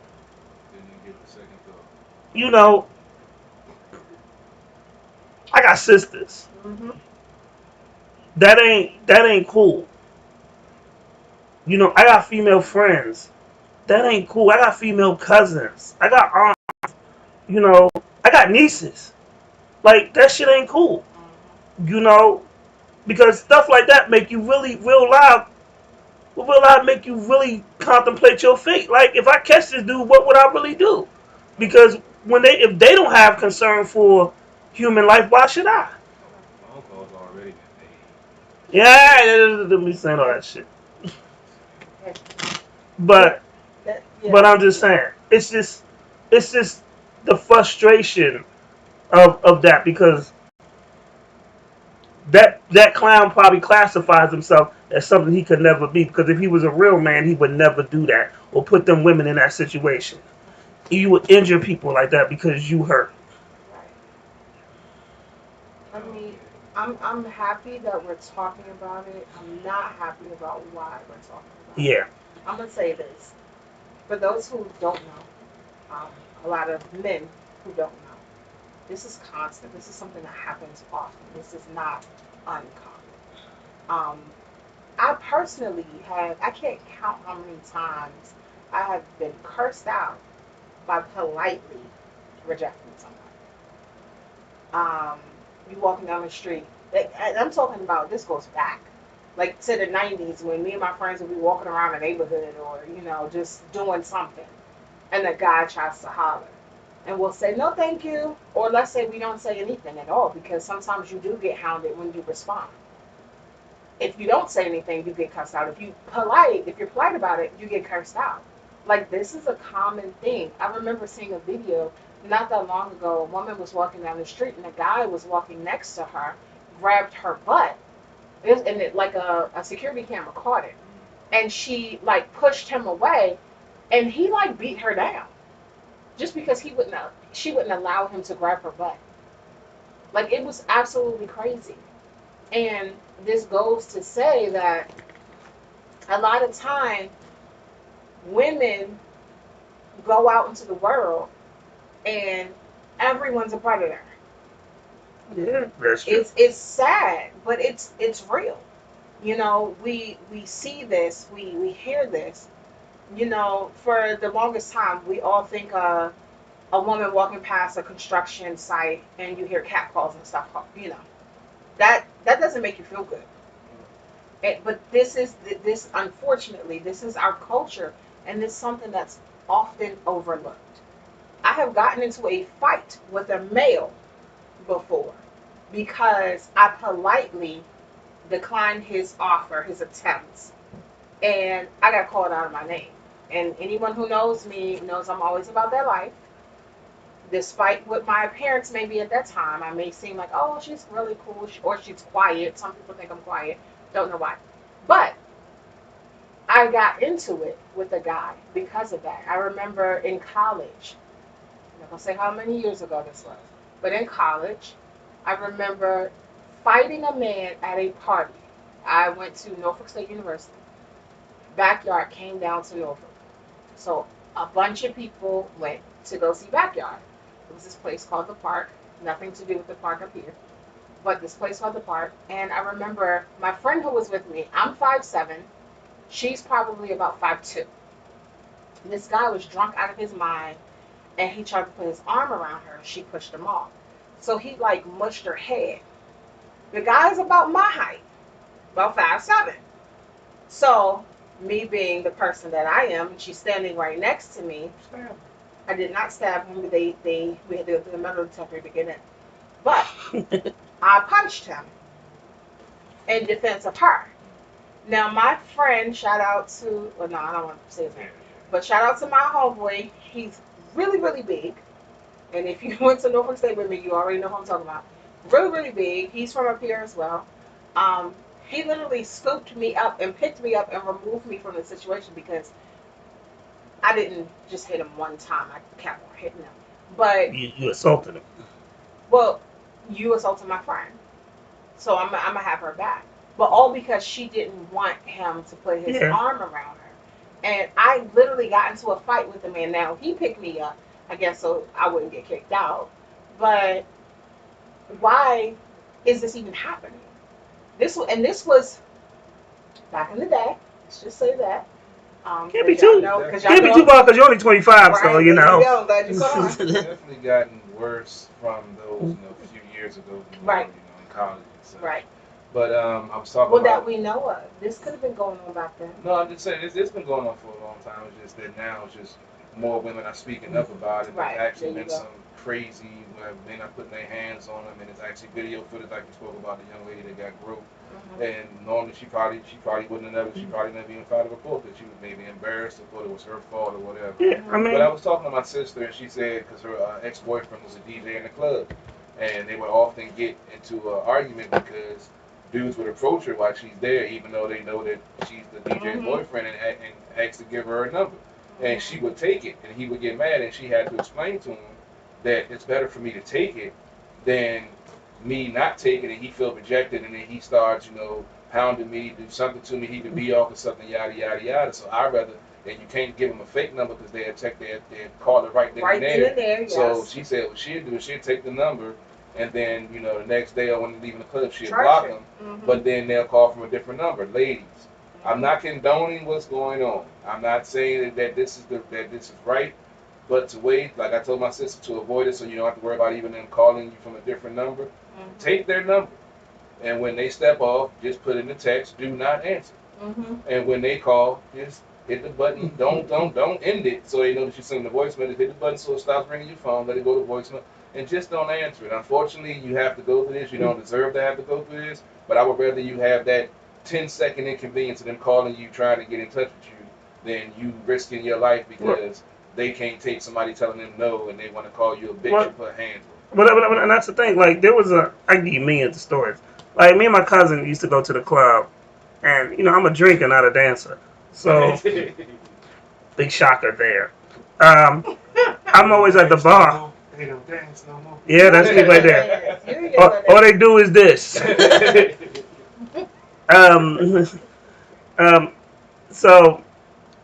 I remember this one time. It was me and my other cousin and her and her friends. So we're falling back and we're talking at the bar. And there was a drunk guy, and he didn't know that she was with us. And as I'm talking to my other cousin, I'm watching. This is old school, so I'm watching my female cousin. And so the dude is getting a little bit irate. And she's telling him to stop, and he goes to touch her. And when he goes to touch her, I immediately grab his hand. And then he's like, "What are you doing?" And I'm like, "What are you doing?" And he's like, This is my niece. I'm trying to take her out the club." And I was like, "Well, if that's your niece, then I would be your nephew. And if you don't know me, then you don't know her." So he was like, he's like, "So what are you trying to say?" I was like, "You might need to leave before you get knocked the fuck out." That's why I don't talk. Because then you get them dumb questions that make you smack the shit out of them. Yeah, I don't do a lot of talking either. I've been in that situation before. Like I said, I got a lot of lesbian friends, and we'd go out. You can see the hate in some of these niggas' eyes when they got a bad chick that they could never get if they tried to. They used to just tricking and paying for pussy. And then you can see the hate in their eyes. You can see them plotting and planning. Is that what they do? Yeah, because I done knocked a couple of niggas out that was getting ready to make a move on one of my folks just because they thought they didn't have their back. But I tell niggas, I used to do security for a reason, because I can blend in. And as soon as something about to go down, I'm that nigga right there. That's why they end it before it starts. I love that shit. I bet you do, that's CP. That's one thing I miss about doing security. Like, you get that clean shot right on that knockout button, and they crumple, and you get this. You reminiscing way too much. Sir. I'm sorry. Gonna go to the next conversation. We about to go to we gonna play some music real quick, cause. Yeah, and then when we come back, we can talk about this trans person and just doing some stuff. If I go to jail, I'm doing the same thing. Hey, we gonna talk about this. We do not want to hear what you want to do. Oh yeah, shout out to the guy who told me to check the link in his bio that I'm never gonna check because it tells you to email me the songs.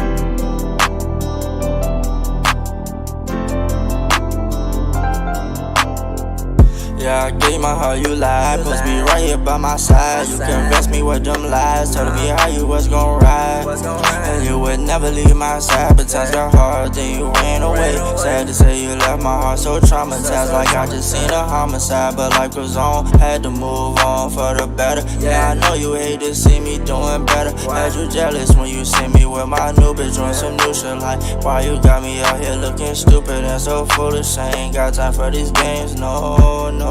And I ain't got time for the reminiscing, cause we didn't have the same intentions. Guess you ain't get it, too busy stuck in your feels. You ain't care about how I was feeling, fuck how you feeling. Bitch, you tripping, talking about how shit would be different between me and you. But ain't no difference, cause you never ever listened. Thought I cheated with them bitches, couldn't blame me for assuming. Supposed to be right here, supposed to be right here with me. Could be right here with me, supposed to be right here with me. Could be right here with me, supposed to be right here with me. Yeah, I gave my heart, you lied. Supposed to be right here by my side. You convinced me with them lies. Telling me how you was gon' ride. And you would never leave my side. But times got hard, then you ran away. Sad to say you left my heart so traumatized. Like I just seen a homicide, but life goes on. Had to move on, cause all I could feel was all this pain.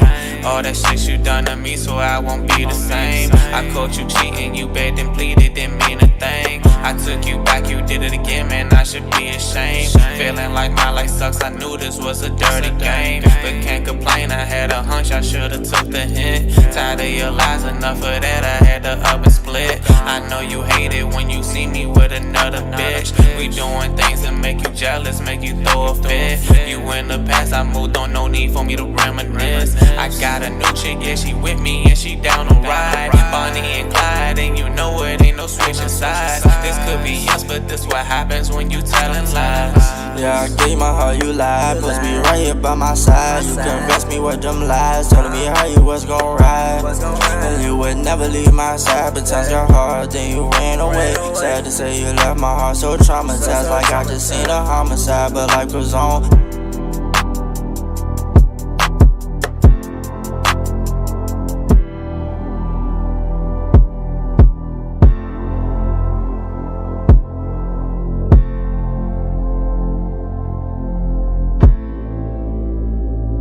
Crank it up, Pedro.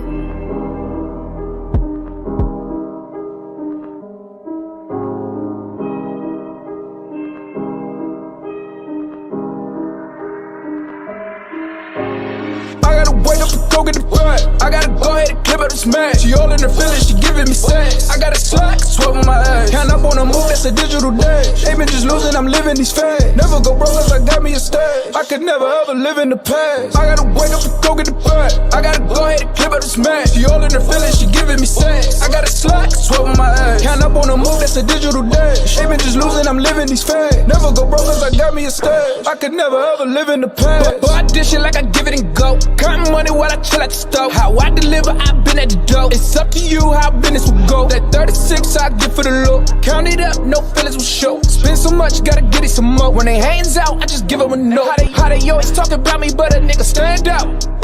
Watch out how you really walk up to me, that's a man down. All these niggas got these drums with them like a band now. I've been doing what I want, that's what you can't doubt. I've been just feeling myself. Do I just really need help? I got my weight up. I be just telling myself I got love for all of my dogs. I take a pay cut. Some niggas really gon' ride. Some niggas really gon' slide. So go say a prayer. We ain't never gotta slap five. Nigga, just pay your tithes and call me the mayor. I gotta wake up and go get the bread. I gotta go ahead and clip up this man. She all in her feelings, she giving me sex. I got a slack, sweat on my ass. Count up on the move, that's a digital day. Ain't been just losing, I'm living these fads. Never go broke cause I got me a stage. I could never ever live in the past. I gotta wake up and go get the bread. I gotta go ahead and clip up this man. She all in her feelings, she giving me sex. I got a slack, sweat on my ass. Count up on the move, that's a digital day. Ain't been just losing, I'm living these fads. Never go broke cause I got me a stage. I could never ever live in the past.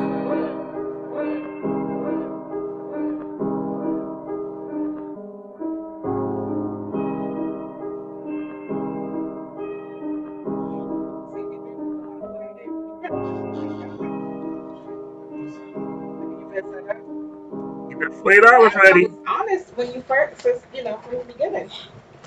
Ladies, if you're in the Capitol Heights area tonight, you can get $40 from CP3. Maybe 60 if you do good. Maybe 60 if you do good. Maybe an IOU and some EBT. Oh my God. He gonna give you $40 in an IOU steak. I got $28 on my EBT till I got money hit on Monday. What you trying to do? I got some meat for you, baby. Wow. He said he got some meat. Choice.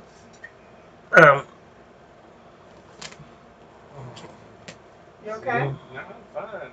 I'm just worried about y'all.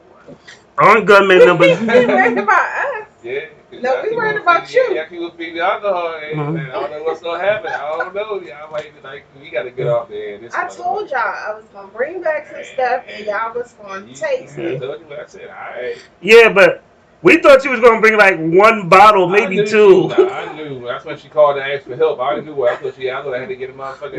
When you asked for help coming out the car, I was like, oh, it's gonna be one of them shows tonight. For a hand truck, like we gotta get some cases out the truck. So she got room.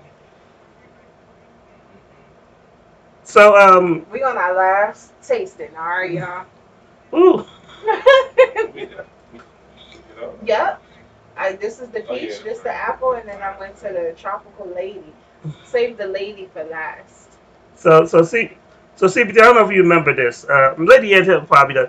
A couple years ago, Drake got bodied by Pusha T. Yes, we remember that. The story of Adonai. They were going back and forth, and then, that's how we found out about Drake's son. So. See, he the one with kids, not me.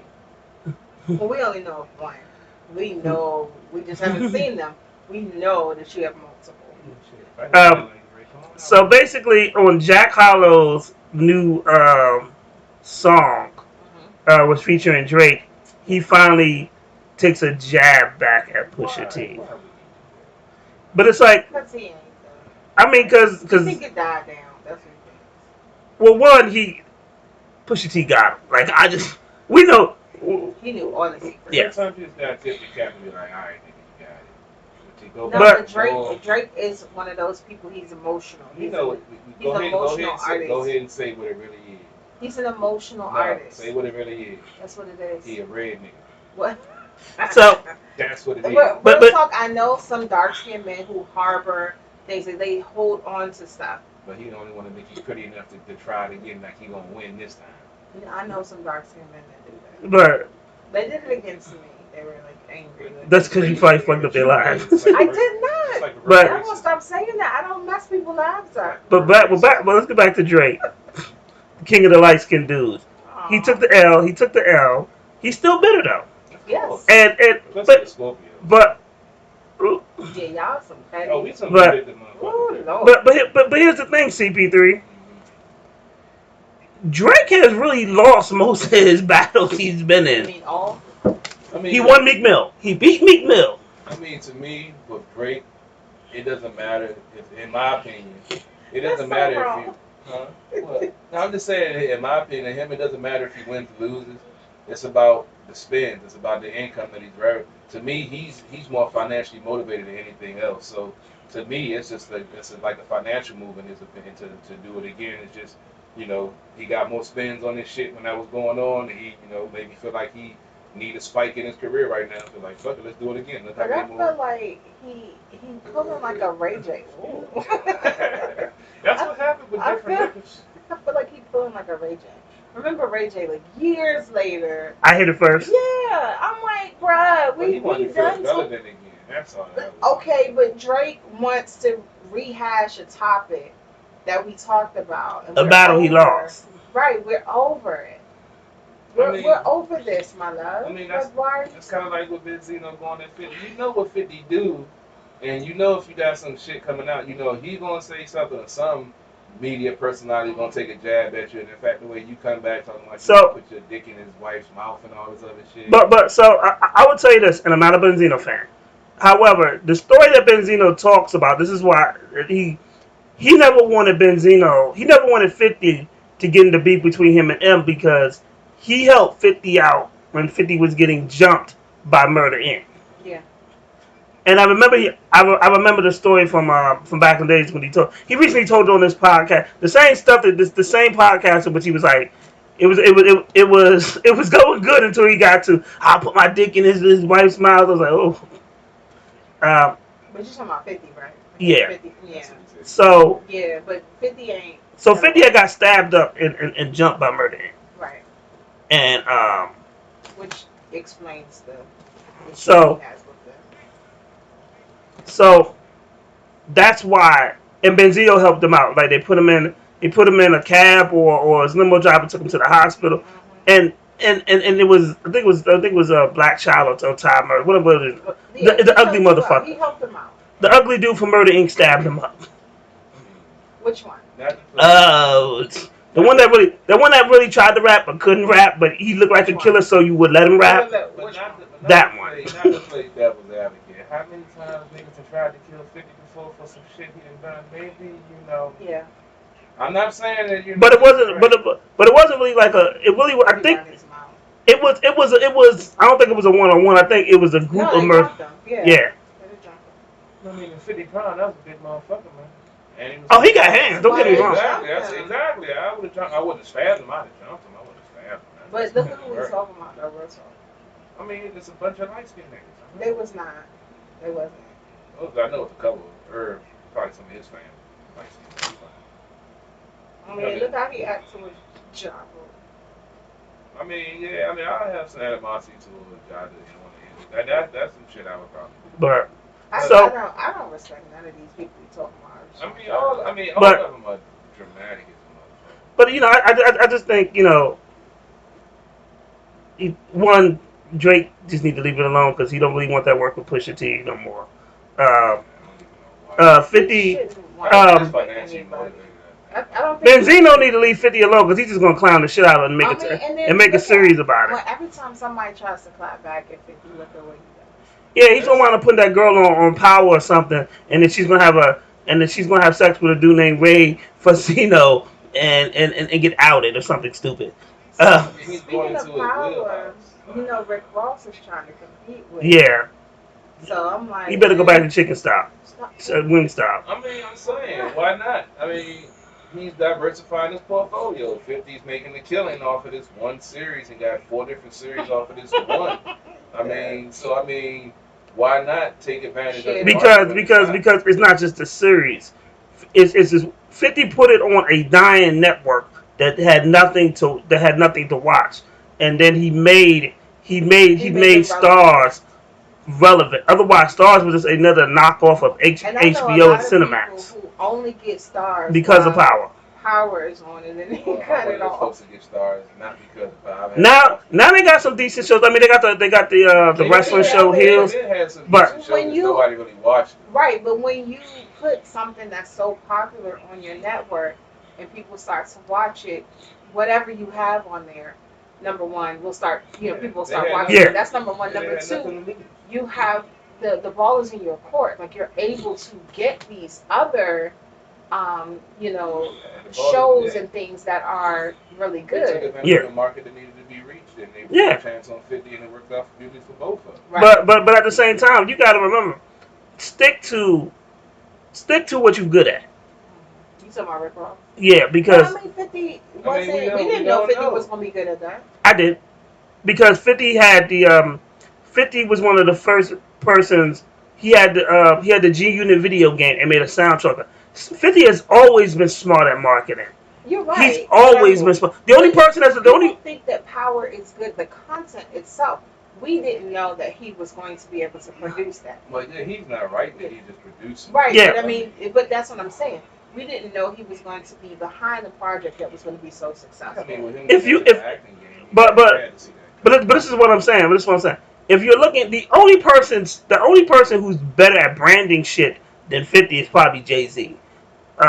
50 is so smart at marketing. Like, he would take stuff and, like I said, he did a video game and did album sales and released. People were buying Blood in the Sand because it had unreleased G Unit music at the height. The Reebok deal, he was getting paid for wearing G Unit sneakers. Right. Which I wouldn't. But if they're gonna pay me $250,000 a year to wear some ugly ass sneakers, I'm gonna do it. He did. And so probably kudos to him. That's not her. So he's been smart about business. And even like Rick Ross, when everybody was doing vodka, he opened a Wingstop. Right. But here's my thing. I think it's good that Rick Ross is doing it. I mean, 50 aside. But he just that's something it's a contradictory because he just clowned 50 Cent for doing it. But that's what still makes him a businessman. It's all about making the money. Yeah. I mean, you 50 making money. I tell folks all the time, there's folks on my job that as that veteran salesman that are great salesmen. I might not like them as a person, but I'm going to take all the knowledge that I can get from them and use it to my advantage. And if they have something that's working, then I can bounce something off of it that'll work for me also without infringing on what they're doing. Then I don't see an issue with that. I'm like, do what you do. If you're a businessman, it ain't about emotion, it ain't about beats that y'all had in another genre of the career both of y'all had. Now you're into being a businessman. If you see a business model that works, you had the financial capital to make it happen, shit, do what you got to do. I mean, we see it in big business in America all the time. It should be no different because it's two, rich black folks that is now you're trying to take a black man down. No, that's what business. No, I'm not saying that. I don't think he's trying to take him down. He just wants he wants to compete. The thing about that is if he fails and do it, man, them diss records is gonna be hard. But here's my thing. I feel like it's enough room. He got so much stuff going on, Rick Ross. But it's enough room for the both of them. Just like when we talk about how, like, the argument with Nicki Minaj and how she, talks about other female artists. It's enough room for people to do the same type of thing. You're absolutely right. It's just that Rick, 50's a petty ass dude, but however, Rick's a contradiction if you're if you're clowning 50 for only doing for only getting paid a certain amount for doing his shows, and then you're going into the same field and the market he is, like, come on now. But what he's clowning 50 on, maybe he has an answer for. Yeah, He might. because he's not getting enough money, then he probably got, Right. maybe got a better deal that he gonna throw out there. There you go. And so, but his stuff is in the works. He doesn't even have it. Yeah. You know, and maybe he'll retract his He can do his statement own once thing. he's getting to that point where he's trying to produce it, trying to put it on a network or anything like that. Once he gets to that point, he may see why 50 is in the position that he's in. Yeah. Why 50 is. I mean, you got keep in mind though, 50 Cent at one point was one of the worst actors in America. He still is one of them. I'm about to say 50 cannot act. He failed at playing himself. That was weird, but That's why the producer role to me was the next thing. But yeah.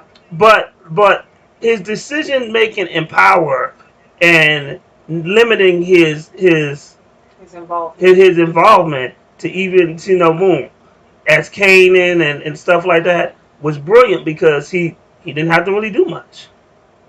Because he knows because he's a smart businessman. He's Yeah, not he going to know fuck that with ain't his the thing. business model. You got a good team that's putting out a good product that got people feeding for something.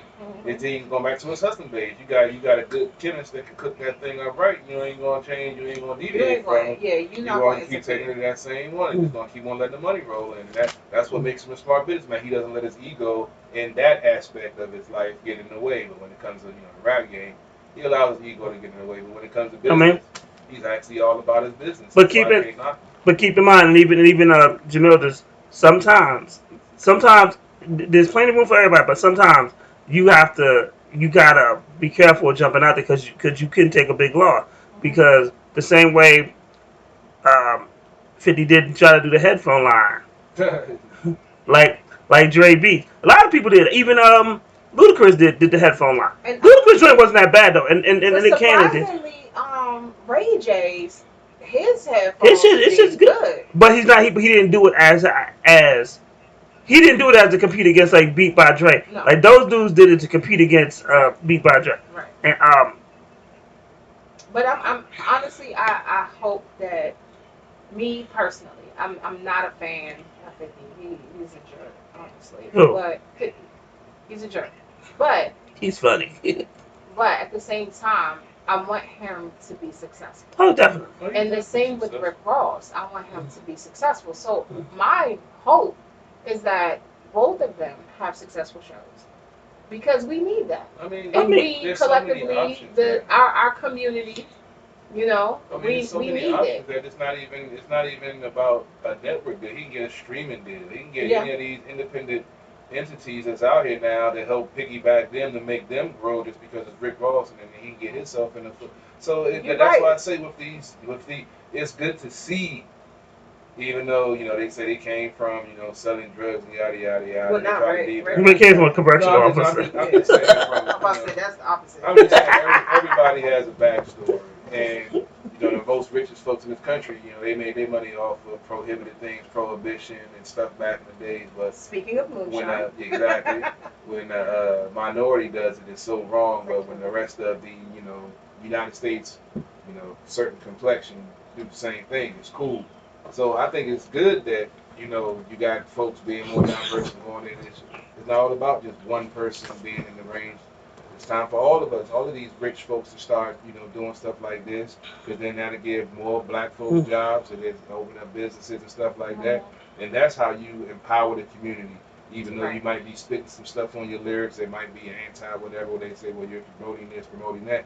But in real life, you're building wealth for yourself, for your community, and you're showing folks that it's a way you can flip that you came from the streets and you might have had a tainted background, but this is supposed to be the land of second chances, and we've seen it, work for the fair complexion. But yes, it can be possible for a minority to turn their life around and make something out of their life and be worth, billions, like he is or almost is with his Wingstop and all the other ventures that he has. So to me, it shouldn't be that's the thing that I don't like about black people, that when somebody is a pioneer or something, if somebody else tries to do the same thing, or you're copying them, or we should all this. That's why the Chinese, the Spanish, all of them can build together, because they can live 17 in a house for 2 years. They can all stack money. The next thing you know, all of them have their own houses. Unfortunately, us black people, we couldn't stay in the same house for 17 seconds because everybody want to be kingfish. I make $1 more at work, and so I should be running this. You all making $15 an hour trying to support each other, so it doesn't matter who makes more. It's all about the common good. And for some reason, our people can't get that through our thick fucking skulls. That sometimes you got to take a sacrifice and bite and swallow your pride. Pride will make you late. I learned that lesson too late in life. Well, I ain't gonna say too late, but late in life. If I'd learned that lesson maybe 5 or 6 years before I did, who knows where I would be at right now. But my pride got in the way of me thinking I knew what was right and didn't take advice from the people that was trying to help me. So we don't know everything. You gotta shut your fucking mouth to open your mind. That's the only way you're gonna learn. You got 2 ears and 1 mouth for a reason. To listen twice and to talk once. So shut the fuck up and listen to people that might have more knowledge than you, because you don't know everything. And that's my drink right I knew it. You know what? Why did he go on these rants when he got to cuss everybody out? Nothing tastes like Malibu. Oh man. Yeah, right. I would actually like that better than Malibu. I don't like Malibu. See, there you go. Oh man, this has been a funny show. I'm just saying. But let me say, we got him drinking stuff, Yeah. and now he wants to speak. Now he wants to. And he got his. He had to pick you out. He had to pick you out. I had to, man. This shit been on my mind for a while, baby. But nah. They go the voice. The funny thing is, I love these shows when we just go off the rails and CP3 just does the CP3 rant. Sometimes we just gotta sit back and just rant. In this crazy world, baby. I've been listening to Dave Chappelle. I've been watching. I've been listening. That's my next mission, to actually have a sit down with Dave Chappelle. But but CP3, I love playing devil's advocate. I just go back and forth. And I admire that you're always passionate about what you believe in. It's Like, not cussing. I'm starting to feel like Nelly. It's hot in here. I bet it is. They said that. Well, How you gonna drink moonshine and liquor and then have a sweatshirt? Look, on that last music break, he took his hat I off. like 4 of them. I was thinking like 1. I wasn't expecting like 4 different moonshine. You want a water? No, I'm good. I'm just hot. I should have bought you some cherries, which I've already made y'all take those. You sure? But your voice is kind of weird. your voice kind of cracking. But no, I just always CP3. I always appreciate what you were saying. I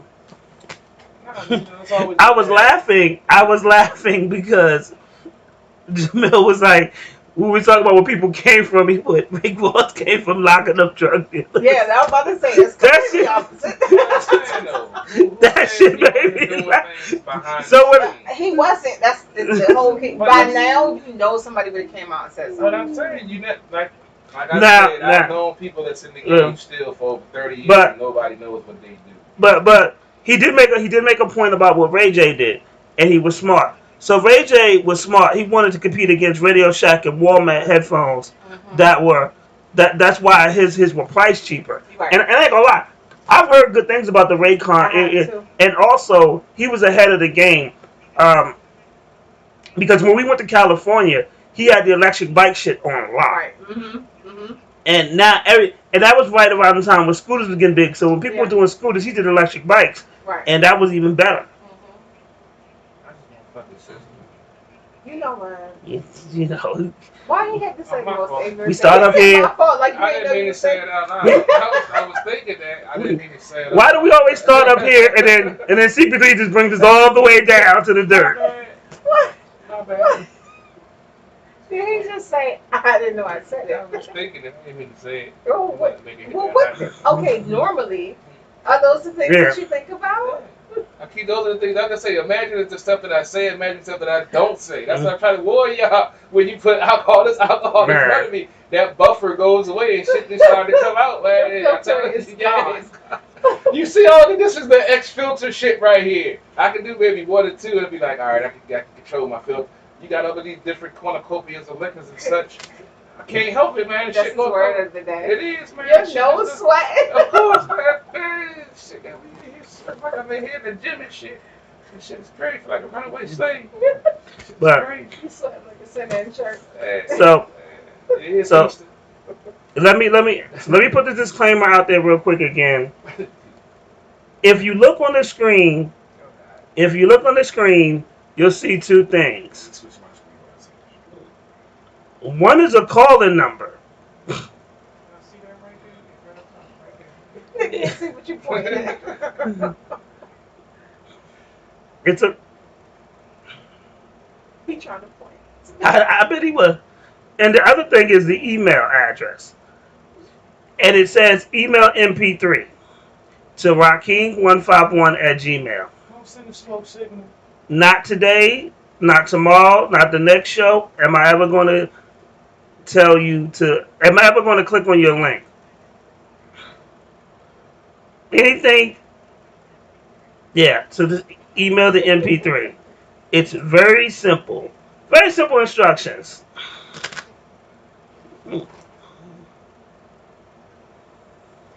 So, real quick, Go ahead. there's a trend that it was like something on TikTok where Oh shit. people would call, like this guy was calling his friends Mhm. and say a sentence that made absolutely no sense, right? Yeah.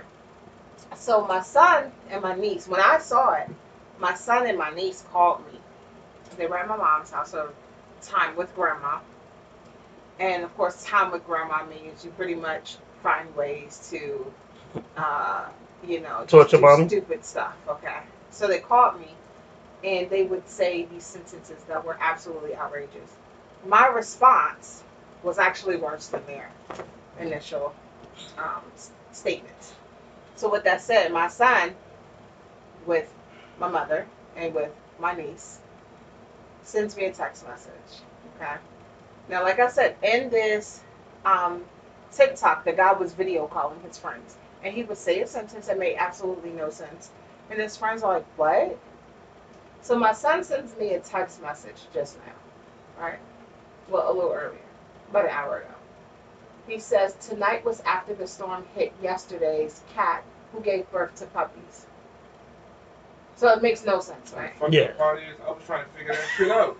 I wasn't in on the joke. I'm sitting I'm there sure like, what CP3, he must have thought he was way, I'm like, hold on, way they can't have off. puppies. What the fuck? Like, what kind of Twilight You sure you don't want to water? shit is this?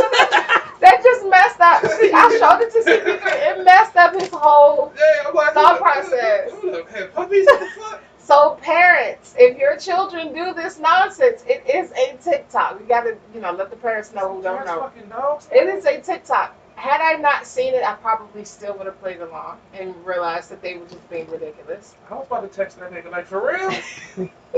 Send me a picture.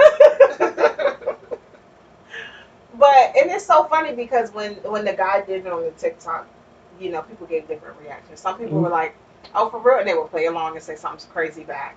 And then most people were like, "What? What are you talking about?" But it is a TikTok where the guy was, FaceTiming people saying stuff that made absolutely no sense. Text a nigga after 7 shots. Trying to decipher that shit. Puppies, nigga. I was shooting selling for. CP3 was stuck, y'all. Oh yeah, and Jamel said, if you email us your music, be ready for a critique of your music. Well, Yeah, indeed. And we've been drinking a little bit. Yeah, send us some good shit. When you had no music critique in a while, man. But if you send it to us, we've been drinking a little bit, so we So, have no filter. You better send your A cut. Yes, we have no filter. But actually, I feel like when you drink, you're more inclined to like certain things. Yeah. So it might be a good You don't time. want to hurt people's But if it's absolutely garbage, some folks we are won't have a sensitive. filter. Hold on, what did you say, We never really cared CP3? about the Some of these sensitivities. folks are sensitive. No, what did you say before that? I have no idea. Something about we don't want to hurt people's feelings. Oh yeah, I mean Who told you that? Some of these artists Oh. are sensitive, and they're gonna try to cancel us if we hurt their little feelings. No. Here's the thing. They can't cancel us. Our intent is not to hurt their feelings. We know However, that. if we hurt their That's the way feelings, they take it. it is not really our concern. I know Yeah. it's not our concern, but We're not doing I'm it. speaking from the But- problems that I've had with social media. But- restricted life. Okay, but you But we're curse not- people out and you insult their jobs, their mamas, their children, You call him a fried cook. siblings. And the part that it's deserved. It No, isn't unprovoked. No. It's not my fault they expect me to go a little bit over the line and I go way the fuck over there. That's not my problem. Listen. Okay, Will Smith. Okay, Will Smith.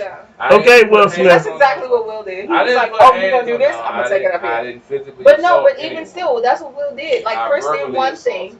Chris did one thing, and Will was like, "Oh, you doing that? Oh, I'm gonna go up here. I'm gonna raise it up like 8 notches." Verbally assaulted. Were you born in West Philadelphia, born and raised? On the playground where you spend most of your days? I was. I believe you. See, so what? huh? How were you selling? You know what? I'm not dealing with I you. got lollipops, baby. What you trying to do? Speaking of vaginas or lack thereof, Yeah. so we have talked about the trending topic of transgenders with Oh yes, we the gotta talk about it. sports, Yes. right? And how We talked about having the a swimmer. transgender male, compete against natural or cisgender is the term now that they're using. I really don't. I personally, as a cisgender woman, I don't like the term. But we've talked about that. Yes. We talked about the dangers that it could possibly cause the natural born females. Several times. Okay, biological females, and there's a concern. We saw in boxing, MMA, all that. We've seen the concerns. We've seen why people are concerned. Another concern. So, in the state of, what was it, New Jersey? New Jersey, I think. So, some states are actually, numerous states are actually fighting for this, to allow transgender females to be put in all-female prisons. To put transgender people with the sex that they identify as, the gender that they identify as, to put them in that particular prison. Over the years, there have been a lot of concerns about that, including the fact that some states require you to go through your surgery, okay? Yeah. To completely transition you into the sex that you identify as, the gender that you identify as. Now, there's been a fight to still allow transgender women in particular to be in all-female prisons despite having that surgery. I have a concern. As a biological woman, I have a concern for the biological women in the gym. In the gym? In the prison. And the transgender woman that's coming in. If they have not had the surgery, I feel, for lack of better terms, you're bringing this man meat into the prison of all women. That sounds like a problem. Immediately, to me, that sounds like a problem. So, fast forward a little bit. New Jersey has passed a law, right? Allowing this to happen. Me personally, my biggest fears have come true. A transgender woman has impregnated 2, not just 1, but 2 biological women in this all-women's prison. So, somebody didn't quite think this through. Because exactly what a lot of people's biggest fears are, it's come true. This is not what we want here. This is causing a whole different problem. So, what do you do? Because, I mean, truth be told, I understand the concern of having a transgender woman going into an all-male prison. However, keep in mind, let's be real, what we know about all-male prisons, there are, for years, have been We've seen Oz. transgender women in the prison. Yeah. It has caused a concern, and they want to now put these transgender women into all-women prisons. But who is standing there to protect the issue that is like, it's the elephant in the room, for lack of better words, right? So this like, I'm trying to get through this without being offensive to either side, but come on. He's cracking up as I'm trying my hardest to get through this. I'm going to be offensive.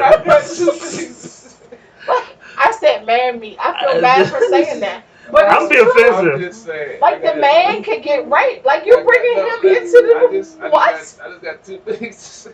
Go ahead. This nigga is a genius. And if I go down and y'all see with a mugshot with a ponytail and some eyebrows done, nigga, shut the fuck up. If I'm getting 30 years, I'm hitting some inmate pussy while I'm in jail. Jay said I'm not going to the pig because ain't no pussy there. This nigga just solved my problem. This nigga's a genius. And now he got 2 babies in the way and the state got to pay for him. God damn it, he's a genius. It's state sanctioned. Like, this is the problem. Why did y'all not think this was going to happen? This He takes still has his equipment. this takes the term "ooh baby I like it raw" to a whole nother level. But here's the thing. On top of that, it's an all-female prison. It's not like you about to get them condoms. So what did you think was going to happen? You got straight males who get to prison and they start dealing with the same sex. Okay?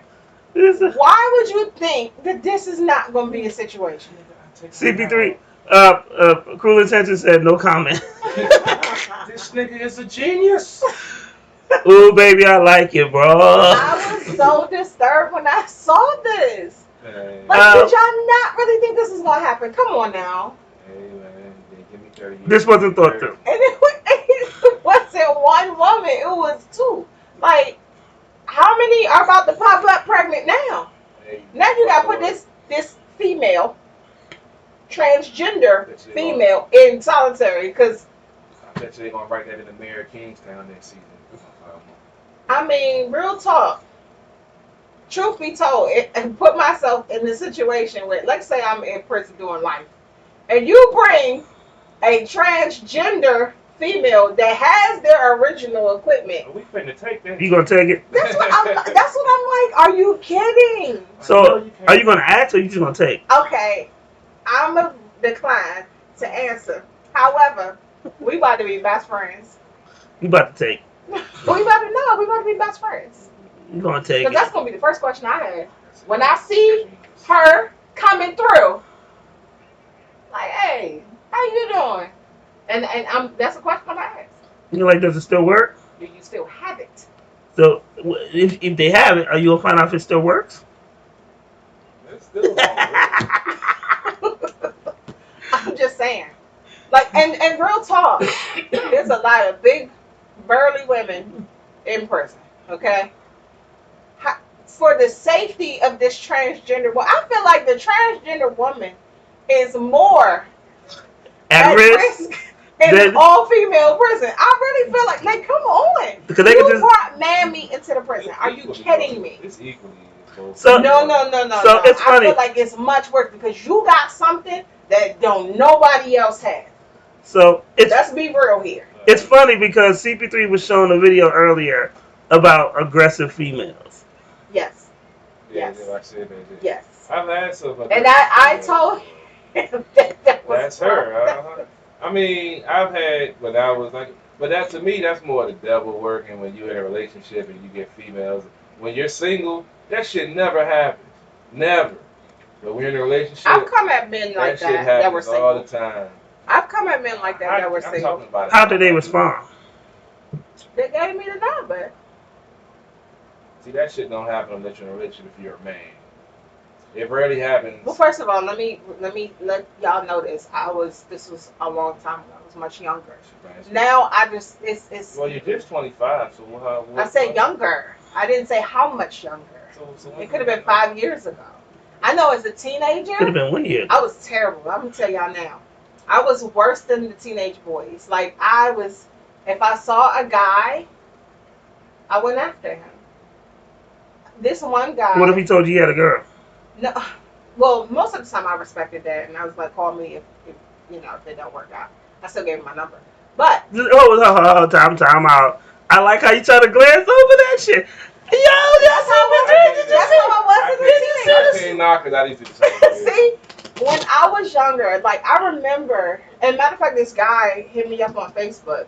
We knew each other when we were teenagers, and when I met him, I was in the mall, and I remember I saw him, and I was like, I saw him, he was cute, and my friends, first of all, I was the aggressive one out of my crew, so like I would be the one to go talk to the guys and bring them kind of over to the group. But I remember seeing this guy, and I thought he was cute. And I said, hey, do you have a girlfriend? And he said, no. I said, do you want one? Like, damn, that's real aggressive. I was that chick. Can we just talk to get to know each other? But I mean, what? I didn't have one of those. First of all, second of all, that's illegal. No, it depends on the context. It depends on the context. Not necessarily. That's illegal, okay? Not necessarily. But however, I will say that I was always like the guy in the girl's body. Like that was me. And God knew not to make me a boy. Like I probably would have been 10 times worse. I would have been worse. But even a Rolling Stone. I had a high school sweetheart. And I remember we were on like a trip. We were going out of state. We were going to North Carolina. And I'm sitting like a row behind and across the aisle. Like we were on like a charter bus. So think, a row behind, across. So I asked my friend who was sitting next to him, I was like, who is that? And he told me who it was. And I was like, switch with me. And then from then on, like like real talk. And I had just like crushed the heart of somebody else, like an upperclassman. I was a freshman. He was a freshman. But I crushed the heart of an upperclassman for this. So I was like, switch with me. And like from there on, like I was just talking to him the whole ride, you know. I was aggressive. No. I didn't do anything. Oh, I thought you was talking. No, I just broke somebody's heart to go talk to somebody else. You ain't turn them out. Huh? Never mind. Well, first of all, I was a freshman in high school. Okay, so no, I did not at that point. No, I did not. And I was not turning anyone out at that time. Well, going back to my previous statement, fellas, sometimes you got to pull your dick out. No, fellas, do not do that. I had to give this advice to a young man that's been trying to be the nice guy with maybe he means theoretically. No, I can't even get it out. Not theoretically. Sometimes you gotta pull your dick out. Don't literally do that. You will get arrested. You're gonna get 1 or 2 reactions. Arrested. 3 possibly. 3 reactions. One is gonna be, ooh, that's nasty. You said, ooh, that's nasty. Ooh, that's nasty, and then call the police. The other one is, wow, that's nice. No. In all my time to pulling my dick out, the police has never been called. Wait, okay, first of all, it's a different time. Hopefully you haven't been doing that as a grown man. You know what? Not recently. We're going to stop. Right? he said not recently. Because we about to have a whole bunch of beats. Some people come out of nowhere. So let's... Because sometimes you got to cut through the bullshit. I mean, look, I'm not Louis C.K. I'm not jerking off in front of nobody. Oh my God. But you're not supposed to do that. That's illegal. In the context of we're in my room, we're talking sexually. In your room. So, okay, so because they come into your room, that means that you have to just pull it out? Talking sexually, and we start talking about what my dick looks like. Okay, first of all, now you're trying to give all this extra content that you didn't give before. But sometimes you're telling these young men. Sometimes you got to pull it out. No. So I got a music question to ask. Let's dial it back. Thank you, because he's about to get everybody locked up. He about to get this put up there for real. We'll be back in 30 days. It works, man. It works. No, it works so you can get arrested, okay? So CP3. Give me 5 underrated MCs. Wow, underrated.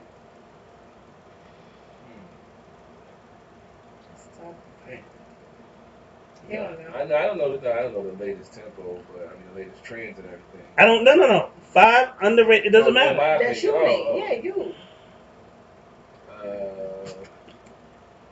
I feel like the Intelligent Hoodlum was an underrated lyric. I used to love this shit back in the day. I don't know if you did anything recent, but I grew up on this shit. Tragedy, the Intelligent Hoodlum. Arrest the President. Yeah, that was my dude.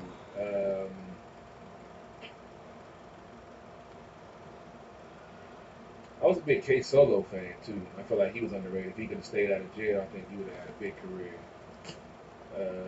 So maybe he wasn't underrated. Maybe just.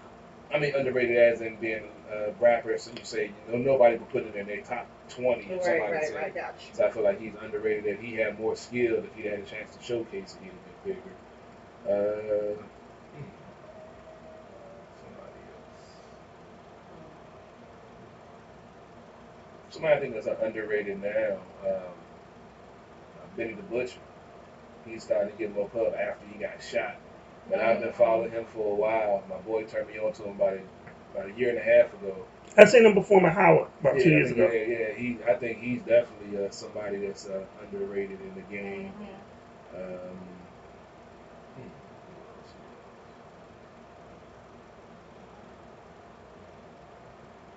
I think you mentioned Pusha T earlier. I feel like he's underrated.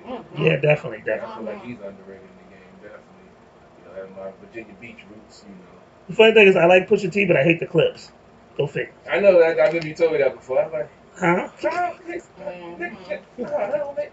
It makes sense, but it don't make sense. Okay, I get it. And one more. I'm trying to see if I can bring a gym out. I got a gym off the top. You more into the music thing. I'm scraping through my brain trying to think of the name right now. I mean, you pulled out some people I ain't think about. Yeah, I mean, K Solo, I wouldn't even thought about. Right. Yeah, I used to love K Solo. Fugitive, that was my joint. Man. I used to play that joint back to back. I just wasn't knocking nigga out sometimes. Of course. I'll come back to me and I find out one more. Go ahead, lady. Okay. Off the top, Big L. Okay. Yeah. Okay. Yeah. Big L. I feel like Nas. I feel like Nas don't get half the credit that he deserves. I don't think he's underrated, but I do feel like he doesn't get the credit he deserves. Yeah, but I feel like he's underrated because a lot of people, like, we think about all the people we've had on the show, and when they're talking about their top 5, quite often we hear somebody in their top 5, and I'm like, Nas will crush them. True. Okay. So there's that. I gotta represent for the females. I feel like Eve is underrated. If anybody has heard her first album, she should have gotten more recognition than she has. Mobb Deep, as a group. Let me see. Big L, Nas, Mobb Deep. As a group, I'm just gonna count them as one though. Eve. Who was my last one? Hey, who was my last one? I had somebody. Ooh. Big L It was somebody I listened to, but no, I had it, but maybe the moonshine or the whiskey or something messed me up. No, but I had it. I I promise I had it. When I said that before, I blame it on alcohol. Now you say it's cool. See how that shit works? You know what? It just came into my mind. This is not the original person, but I feel like KRS-One. KRS-One is my favorite rapper. When you listen to KRS-One, and even now, like he'll do something now, and you're like, dang. I know shit he got out was banging though. But he doesn't get the recognition he deserves. He is so underrated. So that's not the original person. I can't remember who that was. If it comes to me, I'll say it. But KRS-One popped into my head. Yeah, I got my last. Who's your last one? Coogee Rap. Yeah. I Yeah, agree. definitely. I agree. Underrated. So before I give up mine, Jamil's was Lloyd Finesse. Okay. King Von. Okay. Chino XL. Oh yeah, Chino was nice. Radcast and Skills, Mad Skills. I remember Radcast. Mad Skills. I'm with him on that one. So. At first, I didn't really start fucking with Skills until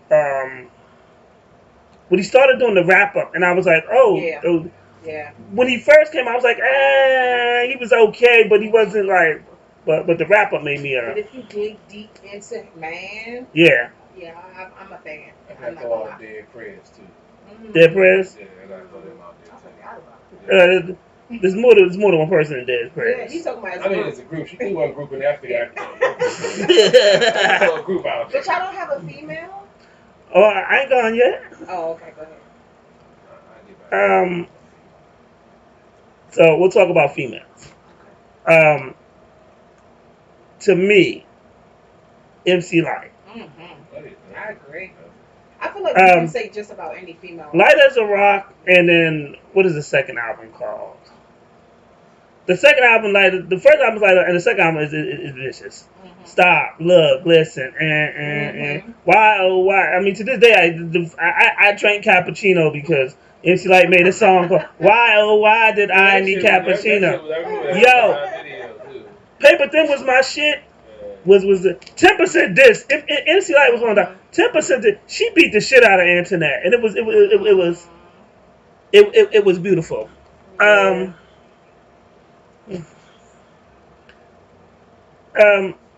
Of course, Coogee Rap. Yeah, that was a good one. Coogee Rap is Ill Street Blues, the Symphony. He's killed so much, and a lot of people don't. Eyes on This. Yes, that's what it is. Second album. Yeah. Jeez, I can't believe it was that long ago. Yeah. I see them dates. I was like, God. Oh my God. He's killed. For me, also, I'm a big, like I say, a big fan, but I really love J. Cole. You said J. Cole? Yes. I agree. I'm gonna listen to more of his stuff. And I think a lot of people overlook him because there's always a J. Cole Kendrick Lamar comparison. But J. Cole is very consistent. Yeah. And you can put him on, and no disrespect to Kendrick, but you can put J. Cole. He's on a song with Moneybagg Yo right now. But you can put J. Cole on a song with anybody. But J. Cole can sell his record, like his whole album, Yeah. and do well, and he not have one feature. Yeah. Not one. Like, come on now, you And- gotta give him. Because the funny thing is, when J. Cole first came out, right, and he was trying to sound like everybody, I was amped, and I was like, oh, this. I heard the J. Cole, I was like, this shit is trash. Aww. And then my man was like, Now listen to this. then he did I Let Nas Down, and I was like, Yeah. oh, And you know I'm a Nas fan. yeah. There's that. So he won me over with that. So J. Cole was I do like J. Cole. was good. I really, and Jamil's gonna kill me, but I like Master Ace. Master Ace Why is he gonna kill you? because I think he had a bad incident with Master Ace because he's a DJ and he heard I some. love his bass shit. Sitting on Chrome was my shit. Yeah. So Master Ace was. What you call yourself? A I'm a what? Miami bass head. I had changed that shit. He gonna say BASS, motherfucker. BASS, not BASE. It's a big difference, nigga. The E and the S. The S and the E is silent, nigga. But Master Ace, who else? I gotta give it up to another female. Roxanne Shante. Yes, I love her. Roxanne Revenge really set the bar high, and then when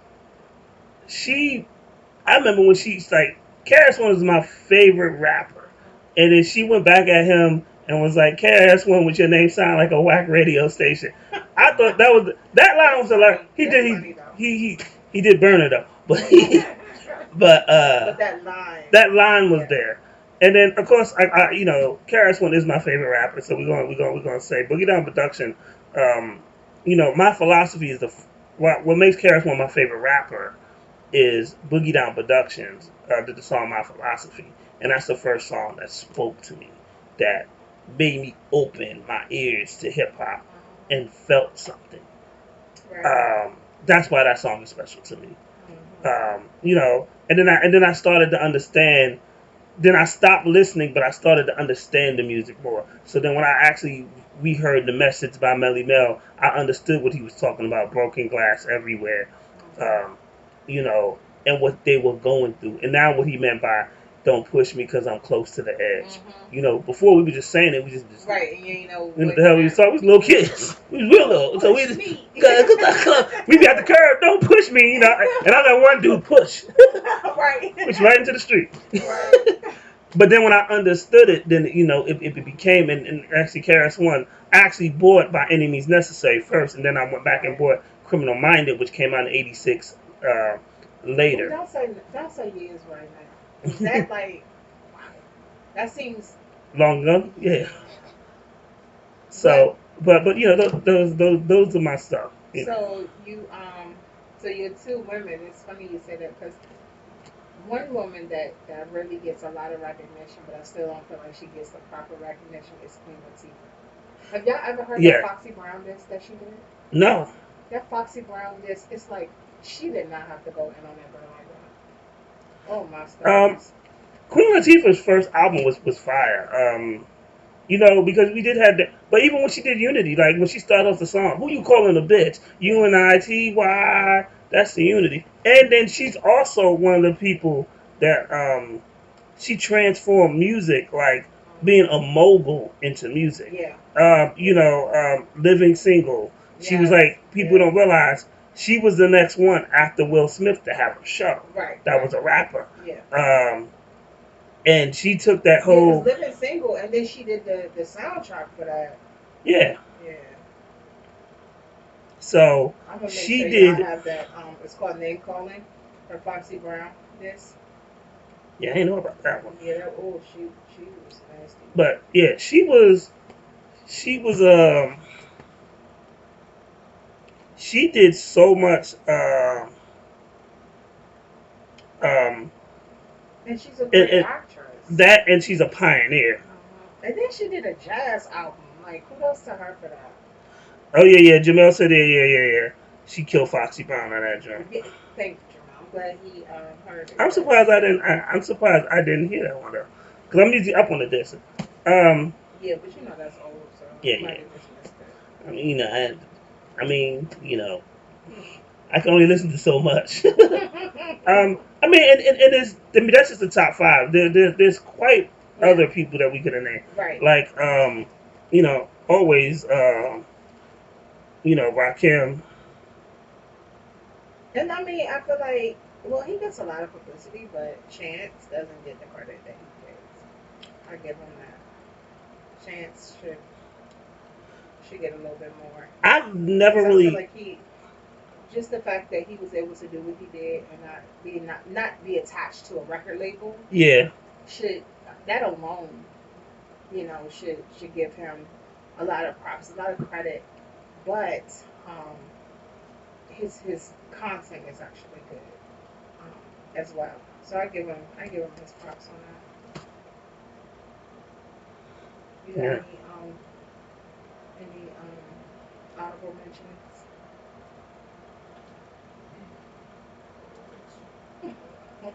You can better get your. I mean, a lot of people don't talk about EPMD.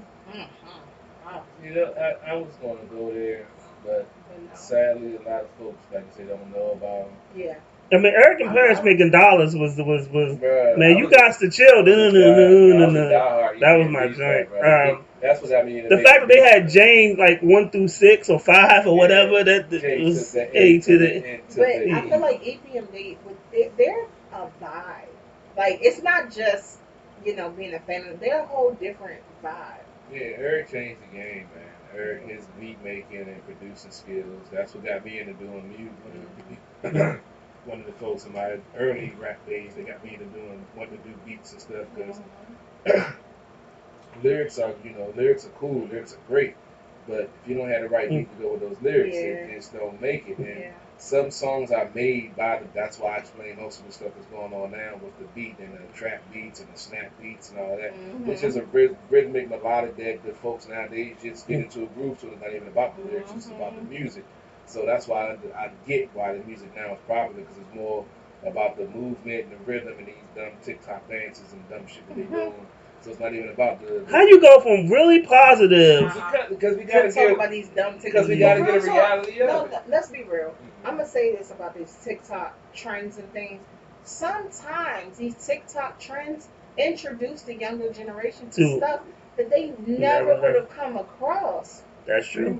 Because, and so I do give that much credit to the TikTok, But is you know, phenomenon that's literally going So on. is that the remedy though, instead of having these folks actually want the game now, they have to do it in a TikTok or a Snapchat for them to But realize.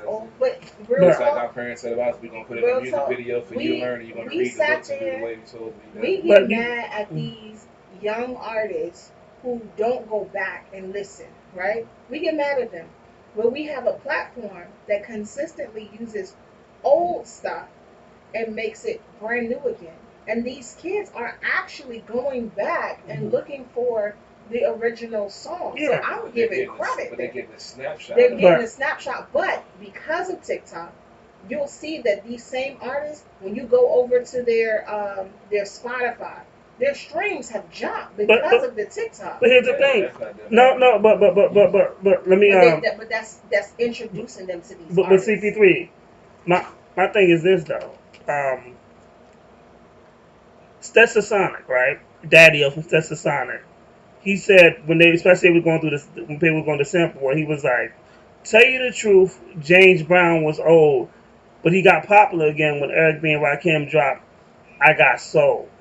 And truthfully, be talking, I didn't know who James Brown was, and then I didn't realize how important he was until, I remember I Got Soul. I remember Paid in Full. I thought the beat was ridiculous. But when Daddy was the son said that, like, then I started listening, and then I went. We ain't had TikTok. We just had to go back to the old records back there. Right. So it's the Looking for same the thing. artist. It's just different ways done now. Right. Like, for instance, my kids were watching this anime. They were watching this anime. And for some reason, this anime artist clearly was a child of the 80s or 90s, right? So one particular episode, they played a snippet of Freaking You by Jodeci. Oh shit. Okay? Keep that in mind. So my daughter, I had to have a conversation with her because she had her piano recital. She played for. She said, I have to play like one song on this list that the teacher gave us. And then I have to learn another song. This chick was about to play Freaking You at her piano recital. So I had to have a conversation with her telling her, no, you can't play that. But I was like, she was going to play it, but it's in front of people. So as you're playing it, it doesn't matter. I You feel know somebody's that gonna get was pregnant? not appropriate. You know somebody's gonna for get pregnant off the school. song? Because do you know the lyrics of that song? Yes, I got. Okay, I so love those songs. so with that said, I felt like she should choose another one. But then I said, well, why did you want to play that song? Because I'm sure that she probably heard it at some point in time in her life. But she told me it was on the anime that she had watched. Oh damn. And she said, I heard you play it before. But when it was on that anime, that caused her to look into, and it wasn't even just like, if I play it, she probably heard the song before, she don't care. Because that's mom listening to her 90s R&B. Whatever. Whatever, because my kids believe I'm an angel, so I need you to get me right. But now, once she saw it on the anime, now she knew who the artist was and everything. She knew the name of the song, she knew the artist, and I was like, but when you heard mom play it in her room alone, She thought you was cleaning up. She thought you was cleaning up. she didn't care about who sang it, what the name of the song was, or anything like that. It was the anime that caused it, you know. So I feel like when they listen to these things on TikTok, I said I was alone. Thank you very much. Okay, but these TikTok trends causes them to now like, who sings this? What's the name of the But they're song? still not researching into the music. But some are. That's what I'm trying to tell you. A lot of them Yeah, some are. are, but they're still not going to the core of what That's music more than is. what before TikTok. That's more, but if it's more than what they're doing, I get it. And it's like putting a band-aid on a broken leg. I get it. It's progress in some aspects, but it's still asinine to the fact that most of these folks don't know shoe polish for shit. Right, but this. But how do you know that? It's enlightening But a CB. portion of people, larger than you probably realize. Yeah, because you- like I said, these artists are seeing their streams go up. Some of these trends are causing the streams like Quad City DJs. Okay, we had not heard anything In like 25 about years. Quad City DJs. Then all of a sudden, there was a trend sweeping across with My Boo. Remember that Yeah. song? And then they had a whole dance, which I felt like was called the wrong thing because our Harlem Shake was not their Harlem Shake. But That's what that shit was supposed to be. yeah, they had different Harlem Shakes, Yeah, and then they said had the the rebirth of the Harlem Shake. And I yeah, was but like, it was a I whole remember different niggas dance. doing that. Yeah. But the fact that Quad City DJs went back on the charts, you got to be happy about that because it's not just because it was trending. No, people were pulling up the song and listening to it. My kids know the entire song, not just the clip. I mean, They knew the it was entire good, song you know, because of that. It was happy rap, you know, it's cool.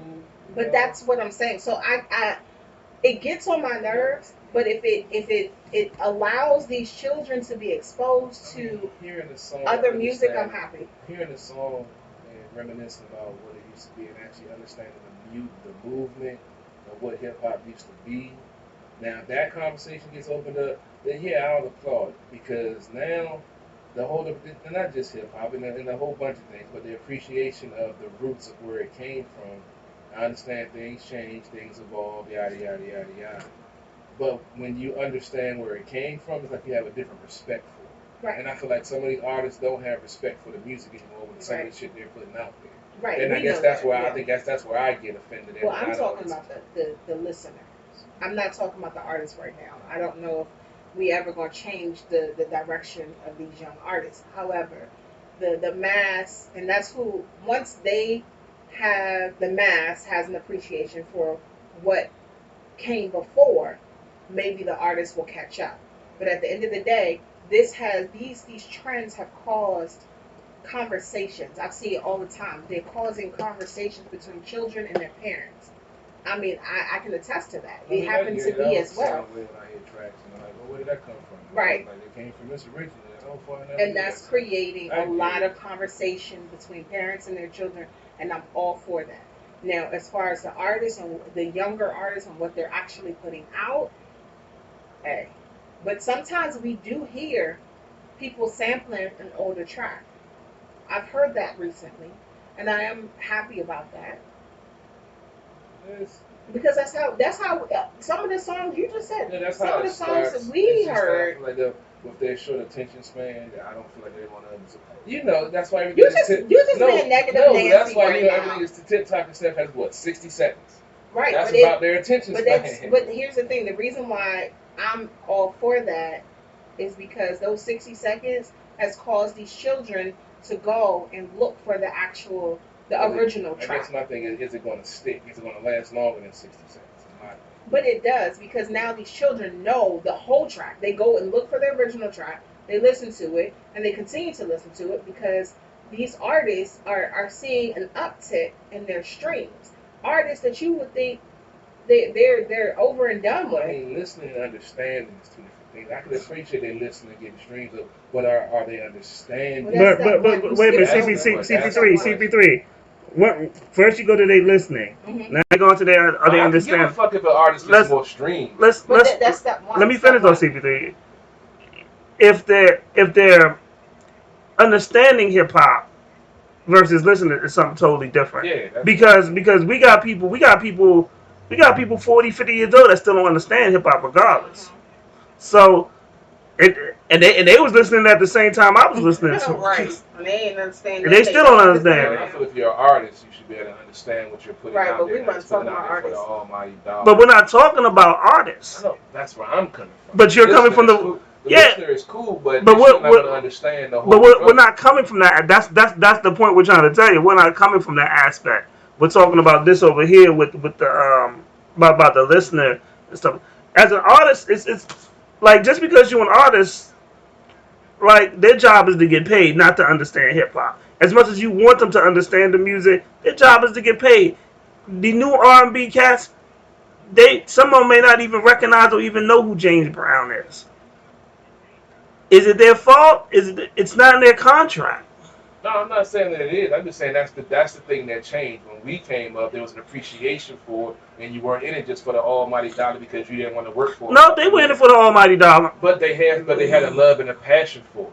You had some folks that was in it for the money, and they got nowhere because in the time that we came up, if you didn't have the love and the passion for it, you would get nowhere because you was getting those gigs, making $50 in front of 200 people. Now these motherfuckers the record labels are pushing the people who have no knowledge. Like when we talk about Kendrick, when we talk about J. Cole, when we talk about Chance, we're talking about people who looked at the past, looked at how they can apply it to their present. So those people are not getting pushed the same way that these other artists are getting pushed. So we blame the record labels. But you just said it. They have the appreciation for it, but the record labels know that if the 95% are putting out garbage and making money, why are we going to push the 5% to actually have something to say? It's up to the listening public to not listen to the garbage and want to listen to something in a different way. But because of the vicious cycle and because people think record sales equate to talent, it just means you got a hell of a fucking PR team. It just means they plaster your shit on the radio nonstop because you got somebody to pay the fucking radio station to do it. Just because they got record sales, they got a big mansion, because you're stupid enough to buy their shit, because you hear it all the time, does not mean they have fucking talent. And that's the biggest argument I have with hip-hop nowadays. People equate spins and fucking making money with talent. Those are two fucking different things. And that's what pisses me off about the industry of podcasting, of sports, of music. Because if you had the right clickbait, or you get enough dumb motherfuckers coming through your site because you post some outrageous lies, some slander shit, you get the record deal, you get the money. But a motherfucker like us that's putting out there real shit, real content, fact checked our stuff, we put it out there because we don't want to be associated with it, we get shitted on and don't get what's due and deserved to us. That's where my frustration comes from, and it reflects not just music in every industry. So, you know, we're a jack of all trades. You're in photography, 151, music, podcasting, Lady Antoinette, you're getting people drunk and doing other things. I'm doing my thing. So we all have different backgrounds and have different expertise, but until the public can appreciate it and takes a stand and doesn't fall for the rhetoric and the bullshit, then no matter how good an artist is or how pure their heart is or intent is, it's not going to go to the masses because they're caught up in the record company bullshit. Right, and that's kind of go back to what I said. Yeah. If the listener changes their tone, their tune, as you will say, then hopefully the artist will catch up. That's exactly what I said. But it's So with that said, it is. However, that's why I'm cool with TikTok and these trends. I don't participate in it, but if it gets the listener interested in the past and they're going back and they're searching and they're giving the streams to the older artists, maybe, just maybe, if this trend continues, then that will change some of what the newer artists will do. Because you do see that some of them are sampling now. I mean, again. I mean, the thing about it is like this, and I had to accept this. So growing up, I hated MC Hammer. Poor Hammer. You got me some pussy though. Well, you know what? But I hated him because of what he represented, and what he represented was the change in hip hop. And he was West Coast, but he wasn't the West Coast that I knew, because the West Coast I knew was NWA. You know, but he was the commercial. You know, and I was, oh no, we're underground. I'm so anti-commercial. And now all hip hop is commercial now. You know, Big Daddy Kane did the album Prince of Darkness, I believe that's the third album. And I remember when he did, I got the job for it, which was produced by Teddy Riley. And you can see him, it's a big difference from I get the job done than Raw. You know, when you can see the change. And when he did that album commercially, it was a flop. Yeah. But 3 years later, music changed in that direction. Yep. Same thing with from 50 Cent to Ja Rule to Murder Inc. You know, when they started, you know, singing and all that other stuff. I mean, you know what? I get money to hey yo technology. What the hell was that bullshit? But that was the change of but that was the change of the music. You know, so artists do that. You know. Don't ever do that. First of all, we are not allowed to quote. We are not at the bar. We are never allowed to quote Ja Rule. Hey man, I was thinking more about Ashanti, man. I'm sorry. But you did his part. Though. Yeah, but you did his part. Oh, you was talking to her. Would you be without her? What the hell? Would you imagine her in your mind or something? You know how many times, man, that girl freaky, man. I had a lot of thoughts and dreams about that. I didn't know she was that nasty. Okay. Man, she was nasty too. You know what? I was gonna ask you if you need another shot, but I don't think you do. Let's take one more shot so we get into the show, because I don't know where CP3 goes somewhere place. What you want another shot of? Try a tropical lady. I could go for a tropical lady. I bet you could. What you mean? You can go for. You probably can go for a Capitol Heights lady. That is what's in these chick I was living with way back. You might get a call tonight. I'm so sorry, ma'am. Are you about to drunk text? Maybe. Yeah. Okay. Inbox is open tonight, baby. Oh my God. I'm sliding somebody DM. Oh, CP3, can I give you some advice? Sure.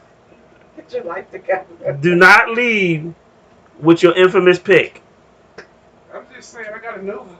What? I did some manscaping. Ew! That just gross me out. Like, for real. Ew. What you want? I'll take anything. Make it look bigger. What? Ew. Why does he overshare like this? They do. I don't care. The funny thing is, you have to sit next to him. Right. With all his nastiness. And I got manscaping right now. And then he'll pull up something on his phone that I don't want to see. Don't be looking at my phone. I ain't got no privacy screen. Clearly. Yo, Get your own choice. so shout out to Jamil because he just hit me with a good point too about Hammer. He said Hammer. he didn't like Hammer, but his uncle said, how can you hate on a black man that's employing all his homeboys? I never thought about that. And he went broke employing all his homeboys. That's true too. That's the problem. Well, he was doing some But I mean, me personally, I wasn't hating on him, but I was. I feel like as a businessman, you gave and gave and gave. I was a hater. I still am. And gave and gave and gave. He wasted. Bless his heart, but that wasn't. He wasn't. But what did we talk about? Yo, he's laughing at you because you said yuck. That's what happened when you stay. We talked about that before. When you stay in your own city, either they're going to kill you or they're going to bleed you dry.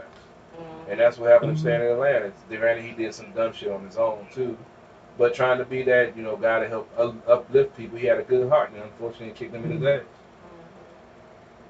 That's why. Keep it circle. That's why some folks they call them fucked up because they don't contribute. But here's the truthful thing that I learned later in life, though. I hated MC Hammer, but I heard MC Hammer was one of the most gangsterest motherfuckers out there. Third Base told a story when they went to LA that Hammer and them rolled up on him. Even Redman said like Hammer rolled up on him and was like, yo Red, you said something about my mother? I don't play that. Redman was like, yes sir. You remember, wasn't it a song Hammer Don't Play or something? Didn't he have a song? Something like that, yeah. I've heard many stories. So you gotta have so they almost Third Base said they almost had a hit put out on them because of that situation. Yeah, and when it comes to Hammer, see what we saw was Hammer. He wanted to make music. Yeah. And wanted to party, but that don't mean that he wasn't about that life. We can get into some gangster shit too. Even Jamel said he seen Hammer's crew whoops people's ass in Seattle. Hammer's crew was not. And then he wanted to party however he wanted to party. Oh shoot, truth be told, we talk about slept on groups, De La Soul. Oh yeah, definitely underrated. Oh, and what made me think about that is because De La Soul used to whoop a lot of motherfuckers' ass. Like real talk. Don't take that. Them niggas is from Brooklyn. Don't take that hippie shit. Will. Them niggas is from Brooklyn. Like De La Soul has whooped a lot of dudes' ass. They thought that peace, love, and happiness shit. Nah, they throw hands. Yeah, they not so. That's why somebody told me I look like Club 3. Oh God. Yes, because them niggas can fight. Hey, question. Y'all gonna probably look at me sideways, but what happened to PM Dawn? Oh, I'm gonna tell you what happened to PM Dawn. So PM Dawn made this comment. So he made this comment. He said KRS-One and Chuck D's are teachers, but what they are teachers of. So KRS-One put hands on people. KRS-One ran up on him on stage. Oh, PM Dawn? Yep, he gave PM Dawn the Beats by Dre before Beats by Dre ever existed. After he beat him up on stage with Boogie Down Production, they chased him off stage, and then he proceeded to perform all his hits. At their concert? Yeah. Oh, baby. And I think the big thing was that. Because they just did an unsung on TV One. I meant to watch it. I need to watch it. I think the big thing Because was I used that. to love. Because I think he said that. I think they were brothers. Yeah, I think something. Yeah, I they think had a relationship. Yeah, I saw him something say that it was heartbreaking watching him, whittle away. So I didn't get a chance to watch that. It actually came on. Yeah, the rapper passed away, and then his brother fell into a depression. Aww. Yeah, the skinny dude. Yeah, he was Y'all doing just don't know. I used to love. Yeah, but he made that KRS-One from South Bronx. They don't make shit like that from South Bronx. Yeah, they were brothers. Did I die without you? Yes, I love that song. And the funny thing is, we also talk about Tribe too. Tribe is another underrated. I was loving Tribe off of Bonita Applebum, off of I Left My Wallet in El Segundo, for real. I can't consider them underrated. I just consider them not talked about because everybody loves them, just nobody talks about it. Well, that's kind of besides Scenario though. No, but everybody appreciates it. They just never get mentioned in the conversation. But when you mention them, everybody like, yeah, them motherfuckers, that's that shit. So I can't really say they're underrated. It's just that people don't talk about it because they style was so diverse, and they like catered. They like helped the transition of hip hop in the '90s from the hardcore to the laid back chill beats to electric relaxation, then to the Scenario and all of that. So yeah, I think definitely. Jamel said Biz was underrated, so Bismarck. Yeah, Biz. You know what else is underrated though, and had a really great style that no one really talks about, and then people can't copy it. Who that? Tretch, Naughty by Nature. Nobody can copy it. Yeah, I mean, and Hip Hop Array, he ripped that shit, dog. Have y'all really, like, as adults, have y'all listened to Onyx? Yeah. Oh my god. Oh my god. Back the fuck up was my joint. Throw your guns in the air. Yeah, I used to love me some. That's why I used to put on before I played ball and shit. So I love Sticky Fingers. I don't know why. But that's what that was. Because he cross-eyed. No, it was not because he cross-eyed. Nah, because he likes it. That's the part I wish would change. Nah, yesterday me and one of my coworkers was talking, and it was a chick that was in the dealership that was cross-eyed. She had nice body, had pretty mouth and everything. So we talking. So I'm like, she got a pretty mouth. She was cross-eyed. And that's what he said. He's like, I like him cross-eyed, dog. I'm like. What type of people you hang around? Hey, bro, I was like, you like him cross-eyed? I kind of turned that. I was like, dog, I love him cross-eyed. I was like, what? So you thought that you was just gonna try to put that on me? That's the one thing I wish would be different. I mean, no offense to anybody that's cross-eyed. I just, that wasn't. That was the least of my concern for him. But I loved me some Sticky Fingers. Yeah, I was the big Onyx fan. I was. I mean, throw your guns in the air. I was playing ball. I wanted to throw my gun in the air. I know you're not shaking your head. I did not know that. Onyx was always in Seattle performing at Rock Show. Well, they did have Slam, yeah. And that Slam was just that we needed that. Like real talk. Shit, I'm really take y'all back. Sir Mix-a-Lot. Yes. Oh, My Hoopty, Posse on Broadway. He was extra. Baby got back. I feel like he had a movement. He was Luke. Man, he was Luke. Yeah, he had a movement. He made so much money when he switched. He's actually one of the people that helped create the ringtones and stuff. For the pages and the early phone. My God. I remember. Posse on Broadway is my shit. The Posse's on Broadway. He was the low budget Luke. That was my shit though. My Hoopty was my shit too though. I'm surprised that you didn't say Too Short. Oh, don't get Oh me yeah, wrong. Short Dog. I really feel like. I mean, I've already spoken openly about Too Short. If you have daughters, the best way to keep them off the pole, literally and figuratively, raise them on Too Short. My cousin is living proof. He has 2 young daughters. He raised them on Too Short. Both of them graduated college. One of them already has her own house. The other one is getting ready to get her PhD and doctorate. Fellas, if you want to keep the girls good, I'm saying, I thought the same thing. I mean, they riding around. He would call me on the phone with Too Short playing, and they singing the verse with the girl and shit. I'm saying like, are you sure this is a good idea? Because you introducing them to some things that might take them on the wrong path. Like, nah, I'm letting them understand it, man. He would sound just like Too Short. Like, nah, baby, Old Town, baby, you know what it is.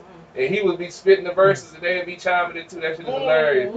But they doing well. It's work. They graduated college. They neither one of them got any babies or anything. They had no deadbeat baby daddies, no bad boyfriends. They got good judgment. Well, they were also raised well, but Too Short might be the key to raising these girls to stay on the pole. I don't know about Also, that. I think that your cousin being open and honest with them about the male perspective would help. I don't really know if Too Short would be. Jamel also said Ludacris, which is true. Oh wow, yeah, he is. Like real talk.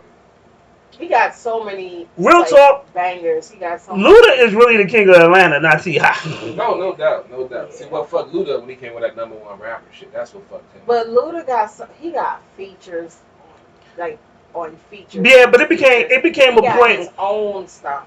You know, it became to a point though. People were scared to put Ludacris on their record because you put Luda on a feature, you knew you was getting bodied. Yeah. Like he was like Luda will steal the show. He was like, man. That's why he was on so many R&B tracks because he made it better. You know what I mean? Yeah. He like him and Sierra.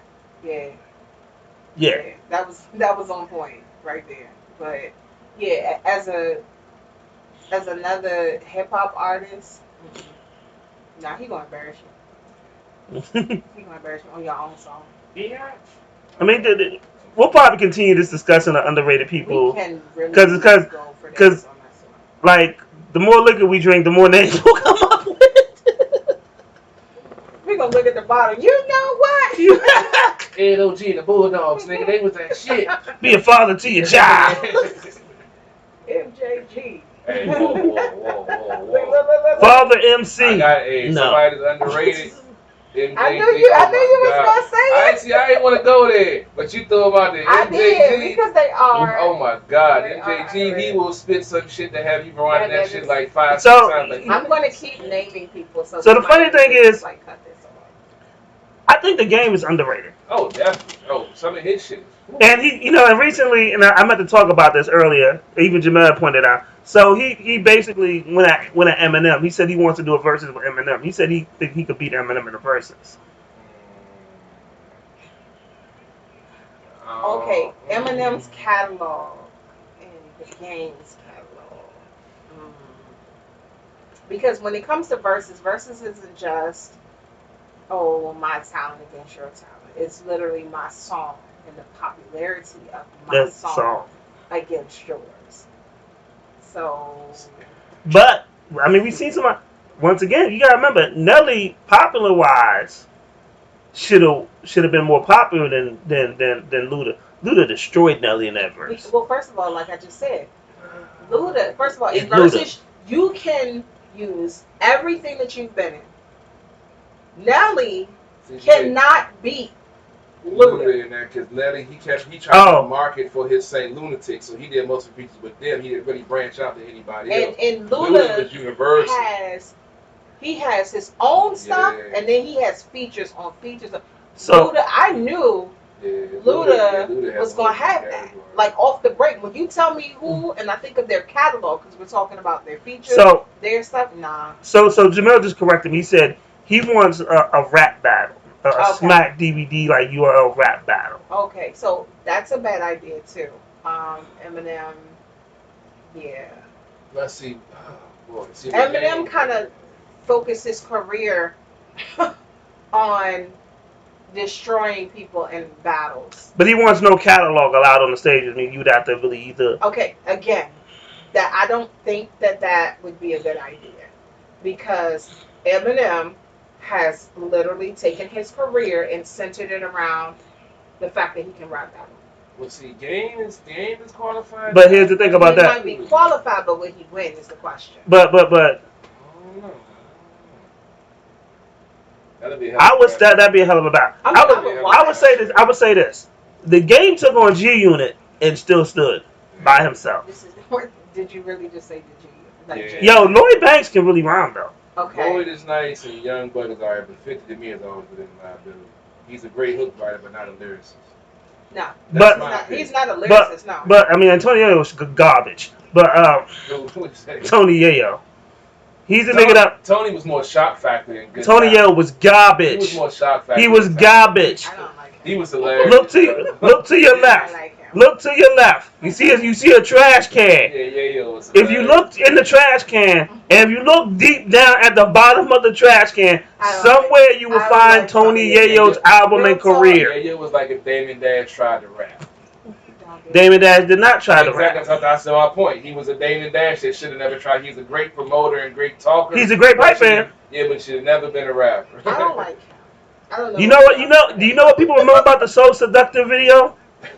Buffy the Body. They don't remember anything outside of that video of what he said. People don't remember what? Who he was in there? Yeah. They thought it was the Buffy the Body video. If I was like, you know that video of Buffy the Body, they'd be like, oh, So Seductive. If I'd be like, name a Tony Yayo song. Huh? Who? Oh, I forgot about him. He rapped. The fact of the matter is, when you started naming G-Unit members, you forgot him said something. Yeah, I don't like him. Because Young Buck replaced him because he was in jail. And Young Buck did better. And this is Young Buck we talking about. Young Buck had skill too. I actually bought one of his albums. I mean, he was okay. That nigga Jamel said, he said that Tony Hill was a certified chain holder. Yeah. Let me just hold the chain. And you know, like even with Young Buck, it's like he getting sued because he ain't come out with the rest of his albums that he was supposed to come out with. Like he filed bankruptcy because he owed people. Who? Young Buck. Yeah. He owed people. He owed 50, like 250. Yeah. 250,000. After he recorded you signed back to G Unit. But he was supposed to put out a certain number of albums and he did not. Yeah. So Now you're problem. But I do believe the Game is actually slept on. The Game can actually rap. Yes, but can he battle Eminem in a rap battle is the question.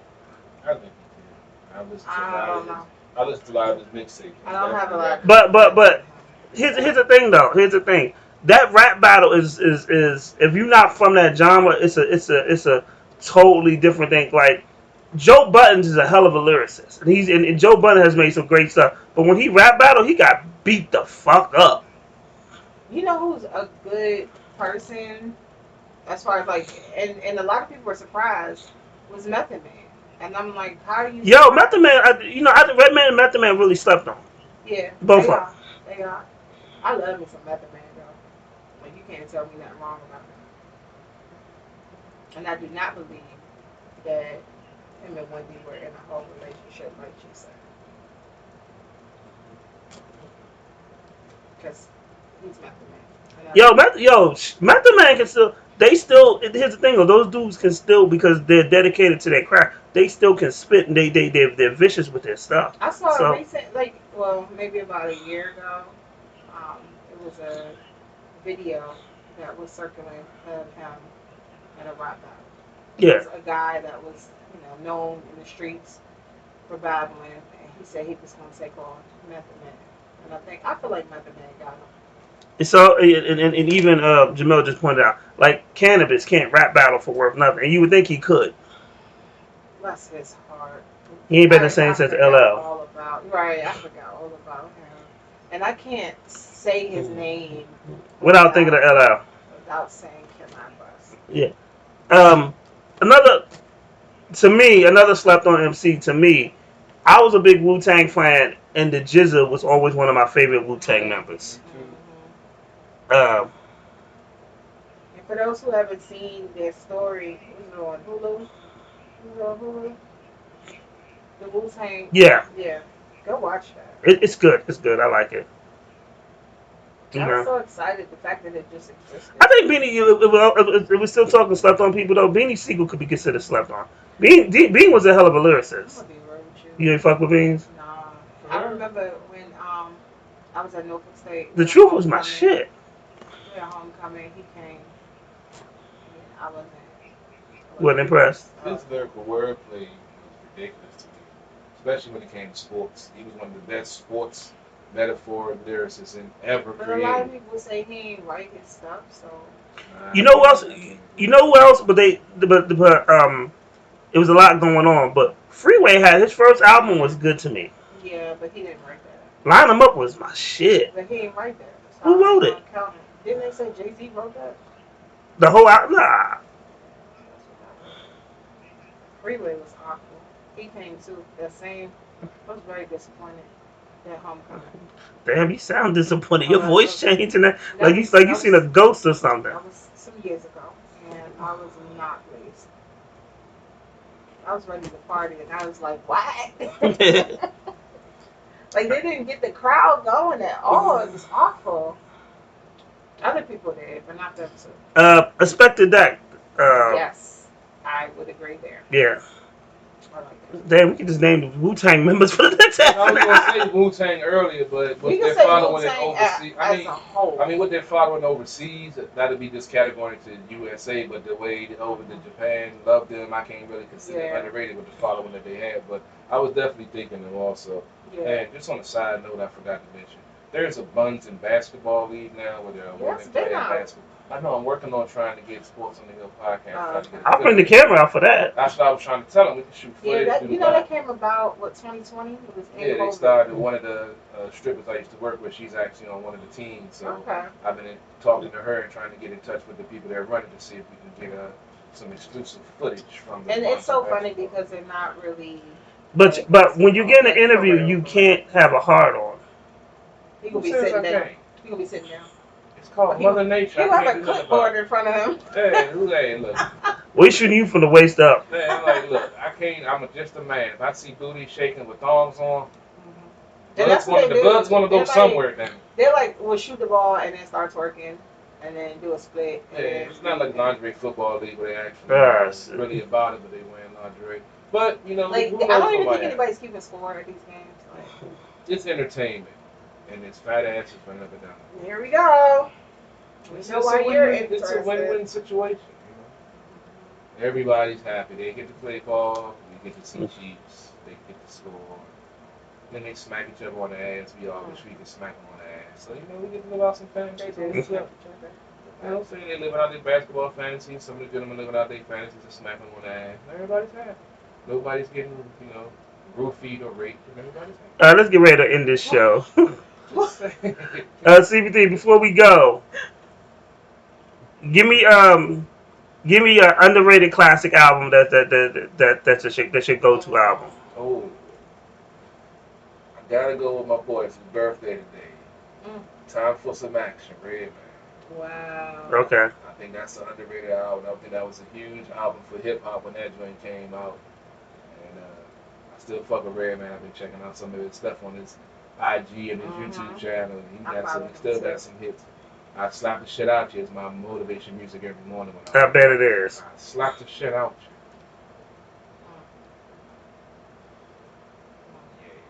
you. You want me to answer that question? Yes, I do.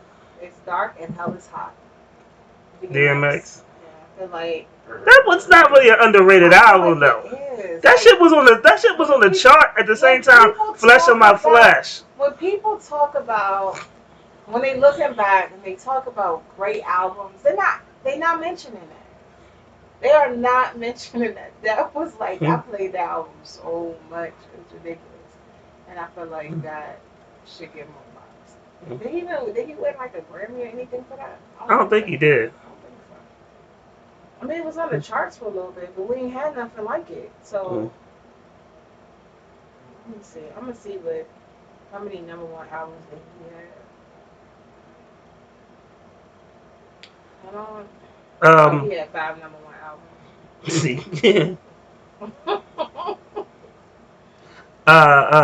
Okay, Jamil, what you got? I'm gonna go to you. Tell me what you got. Damn, I just had the album and then I looked down and I forgot what was. Oh, okay. It was. Damn, I didn't want to use that album. It was something else. He got By Any Means Necessary, Boogie Down Productions. And Vaccination also Here to Save Y'all. So I would go with Liquid Swords, the Jizza. Oh yeah, that was a nice one too. You don't hear nobody talking about that. Liquid Swords made me buy the Shogun Assassin movie because I had to know where all these skits came from. And I researched it, and it was like the Shogun Assassin. And then when I finally found the movie years later, in what's that shit that used to be in the mall? Sun Coast or something video, whatever. So,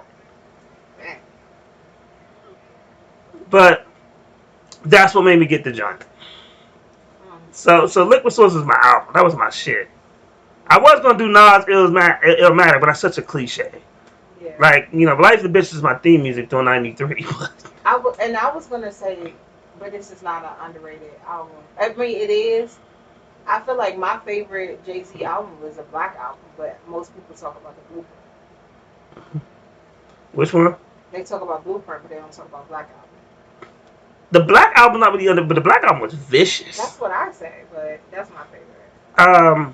I was gonna say that, but I was like, nah. I feel like it's DMX was I feel like that was my. I mean, it's Dark Hill. That was my shit, though. I ain't gonna lie, that was my shit. I feel like that really. And then, what's the name of that album? Hold on.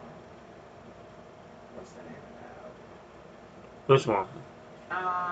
2014 Forest Hills Drive. J. Cole.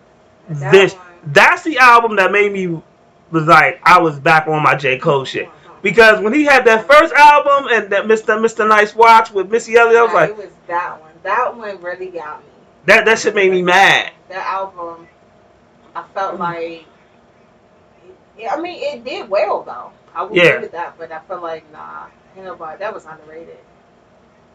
It should have got more. Then he went. I don't think he won nothing for that either. But man, that Forest Hill Drive album though, my God. Yeah. Oh, Pharoah Monarch. Pharoah Monarch, another underrated MC. It's a Black Sunday. Simon Says, "Shut the fuck up." Well, you know what? One thing that a lot of people are missing. We used to have skits in our albums, and that's not as big as it used to. Cause these niggas only make 2-minute songs now. If you did a 2-minute skit, it'd be as long as a motherfucking song. I mean, 10 motherfuckers on the track. Yeah, and I miss that. I miss good soundtracks. Like every once in a while, we'll get a good soundtrack. It's funny because they used to make soundtracks about the songs would be about what's going on in the music. Right. Now it's like if you make a soundtrack, it's just whatever song you want to put on it. Right. Deep Cover. It's 187 on an undercover cop. Like that was a classic soundtrack for that. You know what I'm saying? And then like a lot of people, what's the song by Tony that was in? I think it was in Higher Learning. Just me and you. No, the one he was like, "I love you, Deja." Deja was the chick in the movie. Yeah. People don't like listening to it now. Yeah. They're like, "Who is? Who the fuck is Deja?" She was in the movie. Watch the movie, nigga. that was the love interest. But I mean, some of them are though. But shit, at one point the skits made the album just as much as the I look for the skits just as much as a good song because a funny skit will have you dying laughing. That's You know? I love Dipset. Some of their skits. Man, fuck them. I'm trying to relate, man. Dipset. Don't even. You got skits, man. you did. You know what this show Wu-Tang had skits. You gonna stop hating on Dipset? They have some funny ass skits. CP3, you done violated tonight. I'm a Cameron fan. I'm a Cameron fan. They had some hella the rest of them, I'm not really all that big on, but I'm a Cameron fan. Some of those Dipset skits was so hilarious. I wasn't really a Dipset fan. I'm a Cameron fan, but fuck Dipset. Some of those Dipset skits was hilarious, bro. I'm telling you.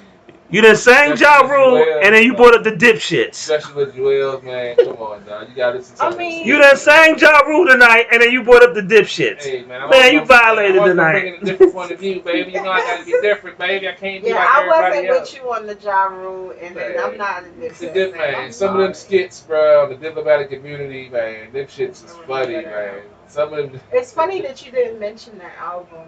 I mean, Dipset. Because I don't consider them under, because they had a movement. It was like Cash Money. Cash Money had a movement for about a good 8-9 years in the game where Dipset wasn't that long. No, it wasn't. It was like maybe a 3-4 year stretch. But you being generous. Generous, yeah. But they had a movement though. That's the whole key right there. And yeah. Nobody can take that away from them. Dipset, they might have been commercial, they might have been sample kings, but they had a movement for a little while. It's fucking clowns. But man, that the Joel's video with the stars and stripes, the red, white, and blue. Come on, bro. You had to feel that too a little bit back in the day when that joint came. So let me quote the great unpoet Jules Santana. Did you say unpoet? Yes. Joel's dip. Santana set. It's about this. And then you get mad at these motherfuckers now. First of all, the people that bought skinny jeans into hip hop is the same niggas that you riding for right now. They were created off of Dipset. They weren't where they still had the baggy. They still had the sag. No. A little bit tighter than normal, but they were still sagging a little bit. The same niggas. I can't put that on them. They was wearing but some of them, okay, I get. And then you want to talk about. Could not walk. Jim Jones has a great voice for music, but doesn't have a great talent walk in his skinny jeans. I think 5 niggas in Dipset got yeast infections in the early 2000s. They had a movement. Their movement everything they caused put out some was things fire. that you didn't like. I'm just saying. I mean, but they Joel's dip. Santana set. Hey, man. I was talking about lyrics, and you gotta address that bullshit. No, I just said they had great skits. Joel's got loose on the mixtapes. I didn't talk about that commercial shit. Oh, that was just some shit. That was like the snap. That was just some shit. That's like the snap phase. Everybody was on that snap shit for a minute because it was catchy. Let me say this. There is no award or recognition for skits on an album. In my book, it is. Especially Too Short. Too Short has some great skits. Are you giving it to Dipset? You giving an award to Dipset? I never said they were the greatest, but I said they had a movement. That's what I'm saying. You might not like them, but they had a movement for. They had a movement of tight jeans. I'm not a big fan of theirs. They bought skinny. I get it. I just didn't feel like they were like really. See, I was more than making beats at that time, so they was into wearing their girlfriend's jeans at that time. Hey man, like I said, I don't condone a lot of shit, but if it sounds good, I'm gonna listen to it. When I hear Dipset, there's only one thing I think of. The funny thing is though, Cameron never wore the tight jeans. The only thing I can think of when you say Dipset, it's not really Dipset, but it kinda it's balling. That's all I think of. Yeah, that's the big hit from their clip, but Cam, like you say, Cam had. But no. I separate them from Cameron because I like Cameron. I don't like them. Yeah, that's cool. I get it. I mean, J.R. Ryder, Joel said. J.R. Ryder was nice. Yeah, that's why I consider it a whole clique. I don't just focus on one of them or Joel's, but they had a nice clique. If the niggas could just rail, if they niggas could just stay out of jail, they would have been a movement for longer. But they couldn't because they was getting beat up. Yeah, Jim Jones, he had a great voice for music. But he wasn't he was never a great lyricist, but he had Jim Jones has improved a lot. Oh, he's improved. He's better than Jules Santana. Yeah, I would say that. I haven't heard Joel's when he was coming up, when he was hot, he had potential. Now that he ain't got his teeth no more, he's a grown man. No, I'm talking about when he first came up, he was a teenager. Again. Oh, he got teeth again. I'm talking about when he came up, he was like Lil Wayne. He came up in his teenage years, and that's where I saw the potential. Unfortunately, it took the wrong turn. When he grew up. Well, they were making an album called "I Can't Feel My Face," which is usually what you say when you do coke. Which is how he lost right mental. How you grown and he lost all of them. Cam started fucking up when he was turned into an alcoholic was drinking, fucking eating his Cheerios by Alizé in the morning because his mama lived over a liquor store and they had a liquor store. So that's what happened. Why you talking about Cameron? I'm just saying, you get burnt out. You know, just like in the car industry, you got. Hey! Don't talk about Cameron like that. Say what? Don't be talking about Cam like that. I love Cam. No, you can't compare Cam. You can't compare Cam. That was my shit. No. That was my shit back then. I ain't even going back to the Murder Mason Killer Cam thing. I'm still going with the Dipset thing. I'm gonna be real with you. That was the Cameron that I really liked. Yeah, I know everybody did. But he knew he wasn't making no money on the mixtape circuit. So I had a poster of him on my wall in college. Who, Cameron? Yeah. That explains a lot. What you mean? Well, you be shanking niggas. What? How? Because I listen to Onyx and Cameron. I'll call you Zorro. I don't shake anyone. When's the last time? It's been a while. That means she gets you for it. Don't give her a reason. That means I am. I wish a bitch would. Cut me off in traffic. I'm gonna cut you, bitch. I've never said that. You ever stabbed somebody in traffic? You ain't say you never thought it. Never said that. Exactly. I thought plenty of things, but you can't hold me for what I thought. That's what I said earlier. I tried to hold me for my thoughts. You said it. I didn't know it though, but I was thinking it. It ain't my fault it came out We're loud. gonna hold you for something that you say out loud. Hey, look, you don't want to bought 7 different liquors and such, and expect me to keep everything composed. So we're gonna play a new joint.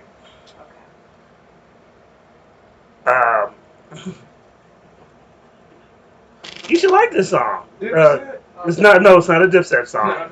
It better not be. I'm walking off. Don't be hating on Dipset. Woo-hoo. I'm gonna walk off. Woo-hoo. What? Oh, man. Did you just say woo-hoo? You know who said woo-hoo? I want you to get this fuck where he breathes. I want you to find this Nancy boy Elliot Ness. I want him dead. I want his family dead. I want his house burnt to the ground. I want to go to the middle of the night. I want to piss on his head.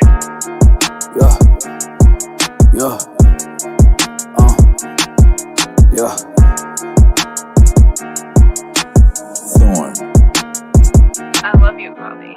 All my bitches all wear designer, we'll do knockoffs. Switch about a little paper, man, that is not law. Got a young nigga who don't play, bout to pop off. We about to go and make a play, that's a drop off. All my bitches all wear designer, we'll do knockoffs. Switch about a little paper, man, that is not law. Got a young nigga who don't play, bout to pop off. We about to go and make a play, that's a drop off. They always wonder why I act like this, cause my block hard. They wonder why she always in my whip, cause that top's off. I'm always clipping, gripping on that glick, don't make it hot dog. And if she acting like she with the shits, I got that hot sauce. They always know I'm in touch with these streets, don't need no iPhone. If he always show a nigga love, you know I ride for him. Got a couple your homies turn on you, they ain't gon' cry for you. Run around like you the man, rub it down and gon' put the iron on you. Had to live to learn a lesson, this is what you die for.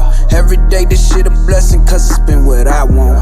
Never dealt with pounds on my night, on my high horse. We was always sitting in the kitchen, left them pots on. All my bitches all wear designer, we'll do knockoffs. Switch about a little paper, man, that is not law. Got a young nigga who don't play, bout to pop off. We about to go and make a play, that's a drop off. All my bitches all wear designer, we'll do knockoffs. Switch about a little paper, man, that is not law. Got a young nigga who don't play, bout to pop off. We about to go and make a play, that's a drop off. Okay, them niggas, they don't really wanna work, we get them knocked off. Niggas grabbing switches or the pumping, that's the sawed off. I got bitches running in and out the trap, they like the fuck raw. And me and Slime got the packs from the back, so we count up. Whip with the stick, my niggas got drip, and bitches love me. The 1 out of 2, don't get it confused, plus your mother love me. I know niggas that can't count the 2, but they got hella money. I know niggas I can't trust their moves, niggas hella funny. Aye. Fresh out the ghetto legit, she suck me off like a tick. She love when I hit and don't miss. She love when I pull up to the curbside, tell her show me her tits. He fresh up the perk, he stuck in the jam, he about to run in your shit, yeah. All my bitches all wear designer, we'll do knockoffs. Switch about a little paper, man, that is not law. Got a young nigga who don't play, bout to pop off. We about to go and make a play, that's a drop off. All my bitches all wear designer, we'll do knockoffs. Switch about a little paper, man, that is not law. Got a young nigga who don't play, bout to pop off. We